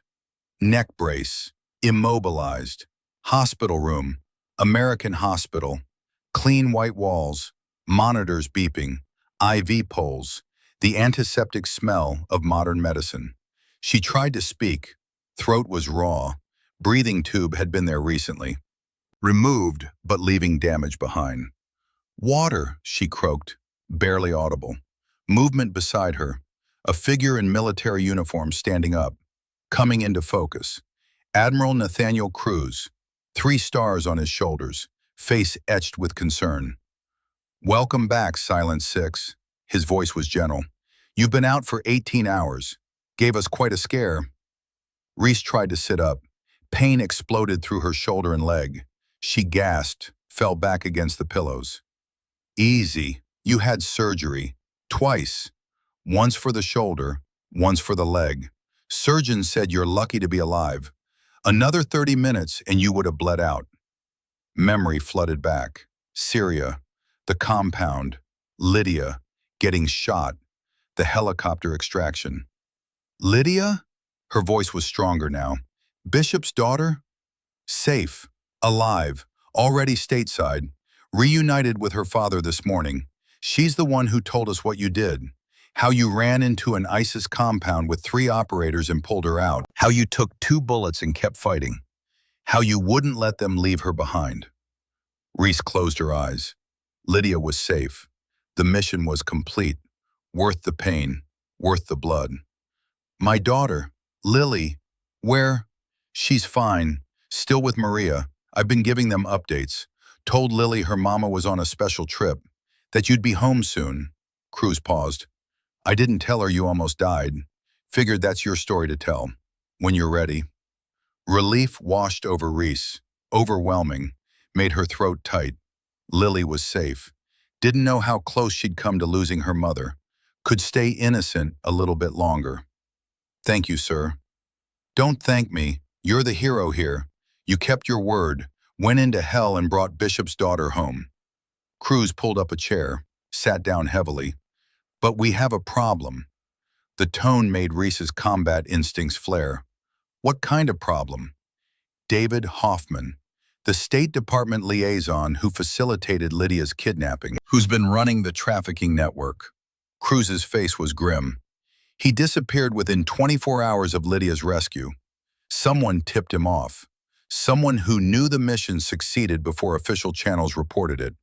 That's how deep the rot goes. The USB drive. Lydia said she recorded everything, sewn into her jacket. Did she? She had it. We recovered it. 3 years of evidence, names, transactions, bank accounts, recordings.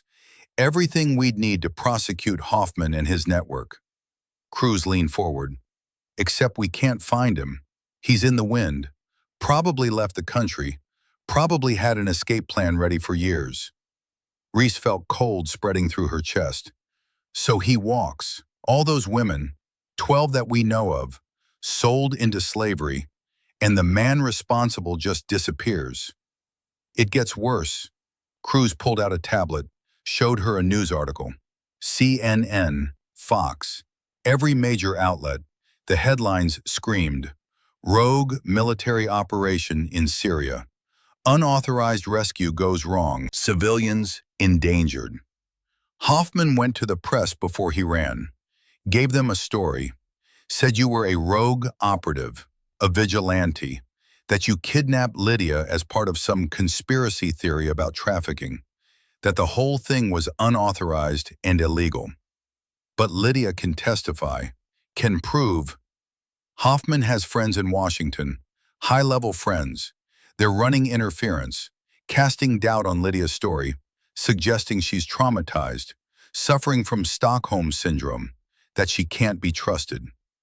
Reese stared at the headlines, at her own photo, military service picture, younger, harder, back when she was still Silent 6. They're going to charge me. FBI already has a warrant, unauthorized operation on foreign soil, endangering civilian personnel, weapons violations. They've got a whole list. Cruz set down the tablet. They're treating you like a criminal instead of a hero. The unfairness of it hit like a physical blow. She'd risked everything, taken 2 bullets, almost died, saved an innocent girl from being sold into slavery, and now she was the villain. What about the USB drive, the evidence against Hoffman? That's where it gets interesting. Cruz smiled. Not a happy smile, something colder, more dangerous. I gave it to someone who can use it, someone who doesn't care about official channels or political pressure, or who gets embarrassed in Washington. Who? A journalist, Rachel Sullivan, Pulitzer Prize winner, spent her career exposing corruption. She's going through the files now, verifying everything, building a story that will burn Hoffman's network to the ground. Reese felt hope stirring, small, fragile, but real. When does she publish? 72 hours. She wants to be thorough, make sure every fact is nailed down, make sure it can't be dismissed or discredited. Cruz stood. But Reese, there's something else. Something on the USB you need to know about.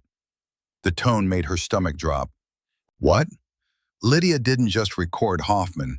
She recorded his phone calls, his conversations. And in one of them, Cruz hesitated. In one of them, Hoffman was talking to someone in Washington, someone high up, someone protecting him, someone who's been feeding him classified intelligence about investigations into the trafficking network. Who? Senator Gregory Wallace, Intelligence Committee Chairman, one of the most powerful men in Washington. Cruz's voice was hard. He's been protecting Hoffman for years, running interference, making evidence disappear. And now that you've exposed the operation, he's coming after you. Reese processed that. A United States senator, protecting a human trafficker, using his position to enable the sale of American women. The recording proves it? Clear as day. Wallace telling Hoffman that Lydia Bishop is a problem, that she needs to disappear, that if she exposes the network, they're both finished. Cruz pulled up another file on the tablet. Listen, he hit play. Two voices, one she didn't recognize, the other. The Bishop girl is becoming a problem. She's asking questions, taking photographs, documenting things she shouldn't be documenting. I'll handle it, Hoffman's voice, calm, professional, same as the others. Make sure you do. If this gets out, if the trafficking network is exposed, we're both finished. I can't protect you if there's proof.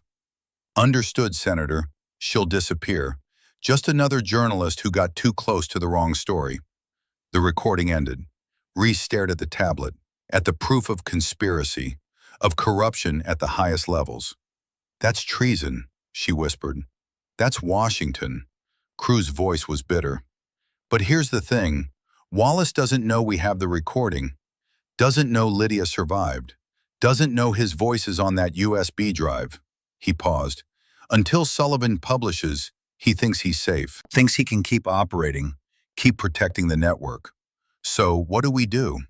We finish this. We expose Wallace. We bring down the whole corrupt system. Cruz met her eyes. But first, we get you healed. Get you home to Lily. Let Sullivan do her job. And then what? Then we watch Washington burn. Reese spent 3 days in the hospital, physical therapy, pain management, learning to walk again on a leg that had been torn apart by a 7.62 millimeter round. Every step hurt. Every movement was agony, but she pushed through because Lily was waiting and Reese had made a promise. On the 4th day, the doctors cleared her for transport, medical evacuation back to the United States, back to Colorado, back home. Murphy and Barrett came to see her off, both looking tired, worn down by the mission and its aftermath. Hell of an operation, Silent Six. Murphy's grin was genuine. Best extraction I've ever been part of, even if you did get shot twice. Only twice. Must be losing my touch. Barrett laughed, then sobered. FBI is going to be waiting when you land. They're serious about the charges. You need to be ready for that. Let them come. I've got nothing to hide. And once Sullivan publishes her story, the truth comes out. Still, Barrett handed her a business card. This is my lawyer, best defense attorney in D.C. If you need representation, call him. He'll make sure you don't get railroaded. Reese took the card, grateful. Thank you for everything, for backing me up, for believing in the mission. That's what operators do. We back each other up. Barrett squeezed her shoulder gently. The good one. Take care of yourself, Reese. Take care of that little girl. You earned the rest. The flight home took 12 hours. Reese spent most of it staring out the window, watching continents pass below, thinking about what came next.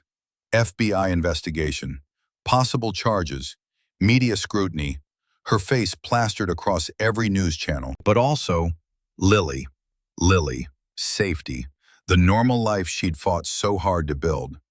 They landed at Peterson Air Force Base at 14:30 Colorado time. Reese was in a wheelchair. Legs still couldn't bear full weight, shoulder immobilized in a sling. 2 FBI agents waited on the tarmac. Dark suits, serious faces, the face of official displeasure. But standing between Reese and the agents was Admiral Cruz, 3 stars gleaming, face set in stone. "Gentlemen," he said, "this woman just returned from a combat zone where she saved an American civilian from ISIS captivity. She's wounded, she needs medical treatment, and she's not answering any questions without legal representation. Admiral, we have a warrant. I'm aware of your warrant, and I'm also aware that this woman is a decorated combat veteran who deserves better than to be treated like a criminal the moment she sets foot on American soil." Cruz stepped closer. "So here's what's going to happen. You're going to let her go home. Let her see her daughter. Let her rest. And tomorrow, if you still want to ask your questions, you can schedule an appointment through her attorney. Like civilized people." The agents looked at each other, calculating, deciding if they wanted to fight an admiral on his own base. 24 hours, one agent finally said. "Then we expect her full cooperation." "You'll get it. Now get off my base." They left, frustrated but outmaneuvered. Cruz turned to Reese. "You've got 24 hours before the hammer falls. Make them count." "Thank you, sir, for everything." "Don't thank me yet. This isn't over, not by a long shot." He gestured to a waiting SUV. "Your ride is here." The SUV door opened. Maria stepped out, 63 years old, face creased with worry. And behind her, bouncing with barely contained energy, 6 years old with brown curls and her father's grin. Lily. "Mama!" She ran, full sprint, arms wide, tears streaming down her face. Reese tried to stand. Her leg buckled. She caught herself on the wheelchair. Didn't matter. Lily crashed into her anyway, threw her arms around Reese's neck and squeezed with desperate strength. "Mama, you came back, you came back, you came back." "I told you I would, sweetheart. I swore it to you." "I was so scared. Maria said you were on a trip, but I knew something was wrong. I could feel it." Reese held her daughter and let the tears come. Let everything she'd been holding back for days pour out. The fear, the pain, the certainty that she might never see Lily again. "I'm home now, baby. I'm home and I'm not going anywhere. Promise?" "Promise, no more trips, no more missions, just you and me, forever and always." Lily pulled back to look at Reese's face, saw the bandages, the sling, the wheelchair. "You're hurt." "I'm okay, just some scratches, nothing Mama can't handle." "Did you fight dragons?" Reese smiled through the tears. "Yeah, baby, I fought dragons, and I won." "I knew you would. You always win." If only that were true. They drove home in silence, Lily sitting in Reese's lap despite the seatbelt laws, neither of them willing to let go. Maria driving, not asking questions, just grateful to have them both safe. The house looked exactly the same, small, modest, perfect. Maria helped Reese inside, got her settled on the couch. Lily immediately curled up next to her, refused to leave her side. "I'll make dinner," Maria said. "You two rest." They sat together, mother and daughter, watching the afternoon sun paint the walls gold. "Mama?" "Yeah, baby?" "The news said you did something bad. They said you kidnapped someone." So Lily had seen the reports, had heard the lies, was trying to understand. "The news is wrong, sweetheart. I didn't kidnap anyone. I saved someone, a girl who was in trouble, who needed help." "Like when you help people in the army?" "Exactly like that, because that's what we do when people need us, even when it's hard, even when it's dangerous." "Is someone going to take you away, like they took Daddy?" The question broke Reese's heart. Lily had already lost her father, was terrified of losing her mother too. "No, baby, no one is taking me away, I promise. I'm staying right here with you." "But the news said..." "The news is wrong, and soon everyone is going to know they're wrong, because the truth is coming out. And the truth is that your mama did the right thing, even if some people don't understand that yet." Lily thought about that, 6-year-old logic processing complicated adult problems. "I think you did the right thing, Mama. even if no one else does. That's all that matters, Lilybug. That's all that matters. They fell asleep on the couch together, exhaustion finally catching up. Lily's head on Reese's chest, Reese's good arm wrapped around her daughter. Safe. Home. Together. For now. The news broke at 0600 the next morning. Rachel Sullivan's story. Published simultaneously across every major platform. The headline, State Department official and U.S. Senator orchestrated trafficking network selling American women into slavery. The article was devastating. 3,000 words backed by documented evidence. Bank records, communications intercepts, recordings, photographs, everything Lydia had collected. Everything that proved David Hoffman and Senator Gregory Wallace had been running a trafficking operation for 3 years. Selling American women, making millions, hiding behind diplomatic immunity and political power. The story went viral in minutes. Millions of views, tens of millions. Every news channel scrambling to cover it. Politicians demanding investigations. The FBI suddenly very interested in talking to David Hoffman and Senator Wallace. Reese watched the coverage from her couch. Lily at school. Maria hovering nervously in the kitchen. Her phone rang. Cruz. Have you seen it? I'm watching now. Sullivan did it. She burned them all. Hoffman is officially a fugitive. Interpol has issued a warrant. Wallace is being called to testify before Congress. His career is over. The trafficking network is dismantled. Cruz paused. You did it, Reese. You saved Lydia and exposed the monsters. We did it, all of us. The FBI called off your investigation, dropped all charges. You're clear. Relief flooded through her. No charges, no trial, no separation from Lily. Thank you for believing in me, Admiral. I owed you my life. This doesn't even begin to repay that debt. His voice softened. But Reese, this isn't over. Wallace knows his voice is on those recordings, knows he's going down. Men like that, they don't go quietly. What are you saying? I'm saying be careful. Keep your head down. Stay close to Lily. And if anything feels wrong, you call me immediately. Understood, sir. She hung up, stared at the news coverage. Wallace's face filling the screen, denying everything, claiming he was being framed, that the recordings were fabricated, but no one believed him. The evidence was too overwhelming, too detailed, too damning. His political career was over. His freedom was forfeit. Everything he'd built was crumbling. And men with nothing left to lose were the most dangerous kind. Reese checked the locks on every window, every door, made sure her Glock was loaded and within reach. Maybe she was being paranoid. Maybe Cruz was wrong. Or maybe somewhere out there, Senator Gregory Wallace was making plans of his own. Plans that involved silencing the woman who destroyed everything he'd built. The call came 3 days later, 1900 hours. Reese was making dinner, Lily's favorite, mac and cheese with extra butter. The phone rang, unknown number. Reese almost didn't answer, then instinct made her pick up. Mama? Lily's voice, terrified, crying. Reese's blood turned to ice.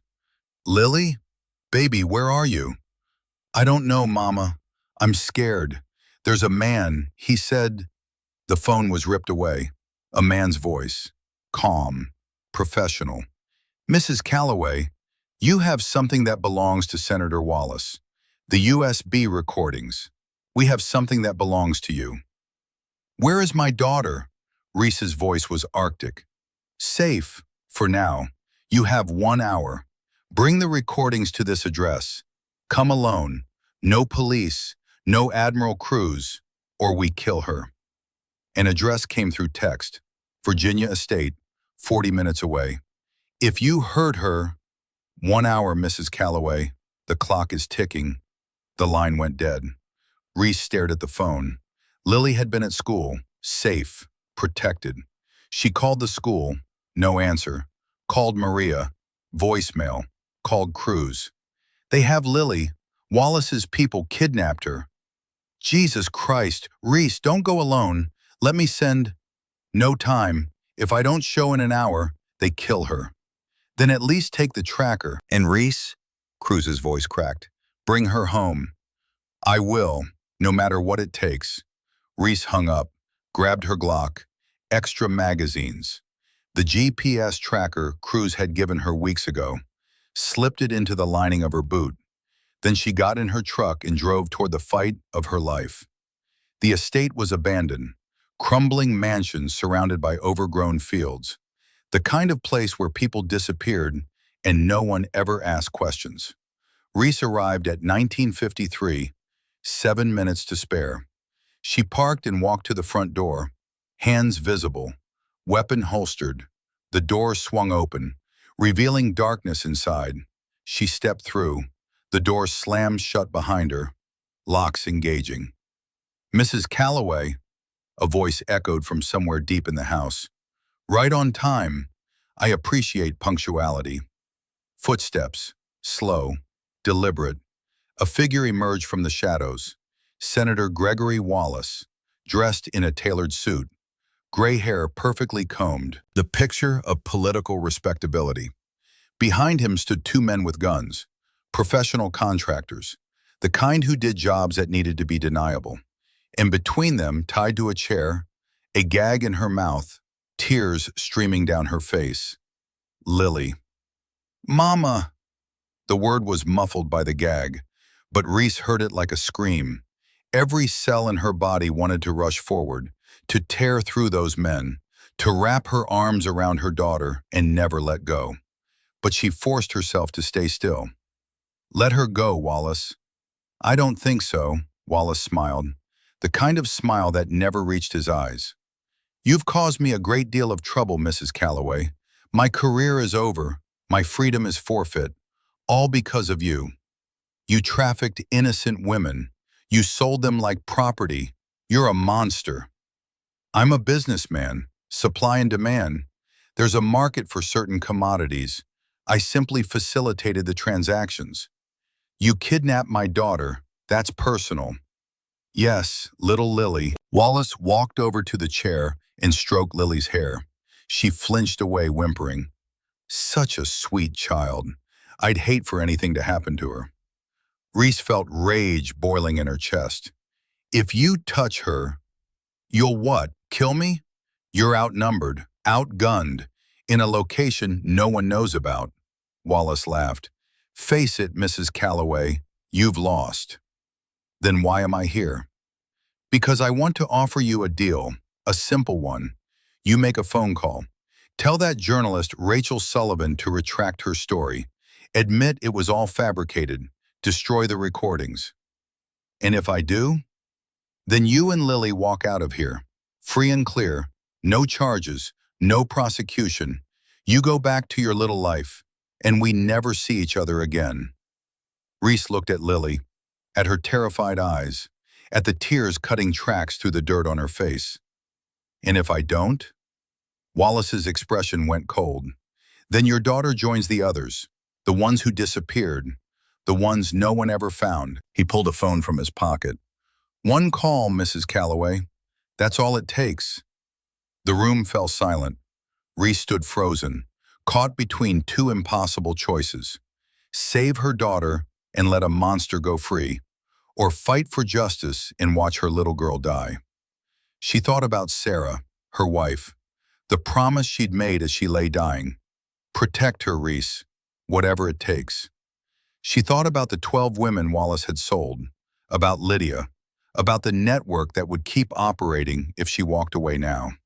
She thought about what kind of mother she wanted to be, what kind of example, and then she made her choice. Lily, baby, look at me. Lily lifted her head. Her eyes found Reese's. Remember what I told you about being brave? Lily nodded slowly. I need you to be brave now. Can you do that for me? Another nod, stronger this time. Close your eyes, sweetheart, and don't open them until I say so. Lily squeezed her eyes shut. Reese looked at Wallace. You want me to make a call? Fine, I'll make a call. She reached slowly into her pocket and pulled out her phone. Wallace's guards tensed, but the senator held up a hand. Letter, I want to hear this. Reese dialed Rachel's number. She answered on the first ring. Reese, where are you? The story's ready to... Kill it. Silence. Then, what? I said kill it. Delete everything. The recordings, the documents, all of it. Reese, you can't be serious. This is... I'm serious. Do it now. A long pause. Wallace was smiling, watching, savoring his victory. Are you in trouble? Rachel asked slowly. No, I changed my mind. Wallace isn't worth it. None of this is worth it. Just let it go, Rachel. Please. Another pause. Then, okay, Reese, if that's what you want, I'll kill the story. It's done. Thank you. Reese hung up. Wallace clapped his hands. Excellent. I knew you'd see reason. A mother's love is a powerful thing. We had a deal. Let my daughter go. Of course. A deal is a deal. Wallace gestured to his guards. Cut her loose.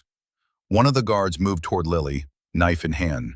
And that's when Reese made her move. She'd been watching the guards since she walked in, noting their positions, their stances, the way they held their weapons. Both were amateurs, hired muscle, not trained soldiers. They relied on their guns and their numbers. That was their mistake. Reese lunged forward, grabbing the nearest guard's wrist and twisting. The gun discharged into the ceiling. Reese drove her elbow into the man's throat, dropping him. Spun toward the second guard. He raised his weapon. Too slow. Reese was already inside his reach, already driving a knee into his gut, already ripping the gun from his hands. The guard doubled over. Reese brought the weapon down on the back of his skull. Both guards were down in less than 4 seconds. Reese aimed the gun at Wallace's chest. How? Wallace stumbled backward, face pale with shock. You were supposed to be... I was never unarmed. I just wanted you to think I was. You're bluffing. You won't shoot me. You're right, Reese stepped closer. But I am a mother, and you threaten my daughter. She grabbed Wallace by the collar, slammed him against the wall. The story you had me kill? The story you told Rachel to delete? Wallace's eyes widened. Wallace isn't worth it. That was her cue. Reese leaned close. Right now, as we speak, every major news outlet in the country is receiving an update. Your phone call threatening me, this kidnapping, everything recorded. She pulled the GPS tracker from her boot, showed him the blinking red light. Admiral Cruz has been listening to everything. FBI is on their way. You're done, Wallace. His legs gave out. He slid down the wall, landing in a heap. You can't. This is justice. Reese turned away from him, moved to Lily, cut her bonds with the fallen guard's knife, pulled the gag from her mouth. Then Lily was in her arms, crying, trembling, clinging to her like she'd never let go. Mama, Mama, I was so scared. I know, baby, I know. Reese held her tight. But you were brave. You were so brave. I'm so proud of you. I kept my eyes closed, just like you said. That's my girl. Behind them, Wallace was trying to crawl toward the door. Reese didn't bother stopping him. There was nowhere to run, not anymore. The sound of sirens cut through the night. Colorado Springs Police Department, FBI. Admiral Cruz had sent everyone. Reese carried Lily out of the mansion and into the night air. The stars were visible now. The clouds had parted, revealing a sky full of light. Look, Lily, she pointed upward. See those stars? That's where eagles fly. Lily looked up, her face still wet with tears. Are you an eagle, Mama? I used to be, Reese kissed her forehead. But now I'm just your mom, and that's all I ever want to be. The next few days were chaos. Wallace was arrested at the scene. His contractors cooperated immediately. Hoffman was captured trying to cross into Mexico. The trafficking network collapsed completely. 23 women rescued. Safe houses shut down. Buyers arrested across 3 continents. Justice. Real justice. for Lydia and all the others. 2 weeks after the attack, Reese walked into Peterson Air Force Base cafeteria for the last time. Not in a janitor's uniform, in jeans and a flannel shirt. Civilian clothes for a civilian woman. The room fell silent when she entered. 40 officers rising to their feet, kitchen staff coming out from behind the counter. Everyone who'd seen her humiliated by Admiral Cruz that first day. Everyone who'd learned the truth about Silent Six. Admiral Cruz stepped forward. Ladies and gentlemen, Reese Calloway, the woman who exposed a trafficking network, who saved Lydia Bishop, who defended her daughter against a United States senator, a true American hero. The room erupted in applause, standing ovation, genuine respect and admiration. Reese raised her hand for quiet. I didn't come for applause, I came to thank you, and to say one last thing before Lily and I leave Colorado for good. We'll miss you, Cruz said. I want everyone here to remember something. I'm not special. I'm not superhuman. I'm just a mom who loves her daughter enough to fight when fighting is necessary. Every parent in this room has that same strength, that same courage. Don't let anyone tell you different. She turned to leave, then paused. And Admiral, take care of this place. Take care of your people. Some of them are heroes too. They just haven't had a reason to show it yet.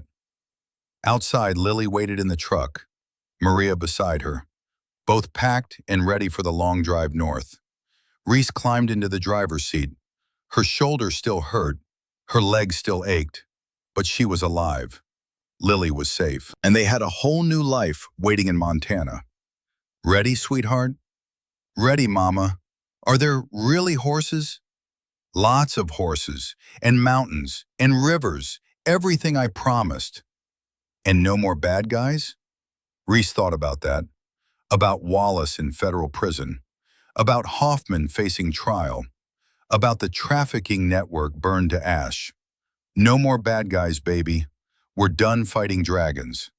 They drove north, away from Colorado Springs, away from Peterson, away from everything that had tried to destroy them. Toward Montana, toward mountains and horses and open sky, toward a ranch where Lily could run free, where Reese could finally rest. The rearview mirror showed the city getting smaller, the base disappearing behind them, the old life fading into memory. Lily fell asleep in the back seat, clutching her stuffed elephant, dreaming of horses and rainbows and a mama who always came home. Reese drove and watched the mountains grow larger on the horizon, watched the landscape change from desert to forest to alpine meadows. Watched the world transform into something new, something peaceful, something worth all the blood and pain and sacrifice. Silent Six was finally laid to rest. No more call signs, no more missions, no more war, just Reese Calloway, mother, survivor, woman who'd fought through hell and brought her daughter safely to the other side. The sun was setting when they crossed into Montana, painting the sky in shades of gold and red and purple.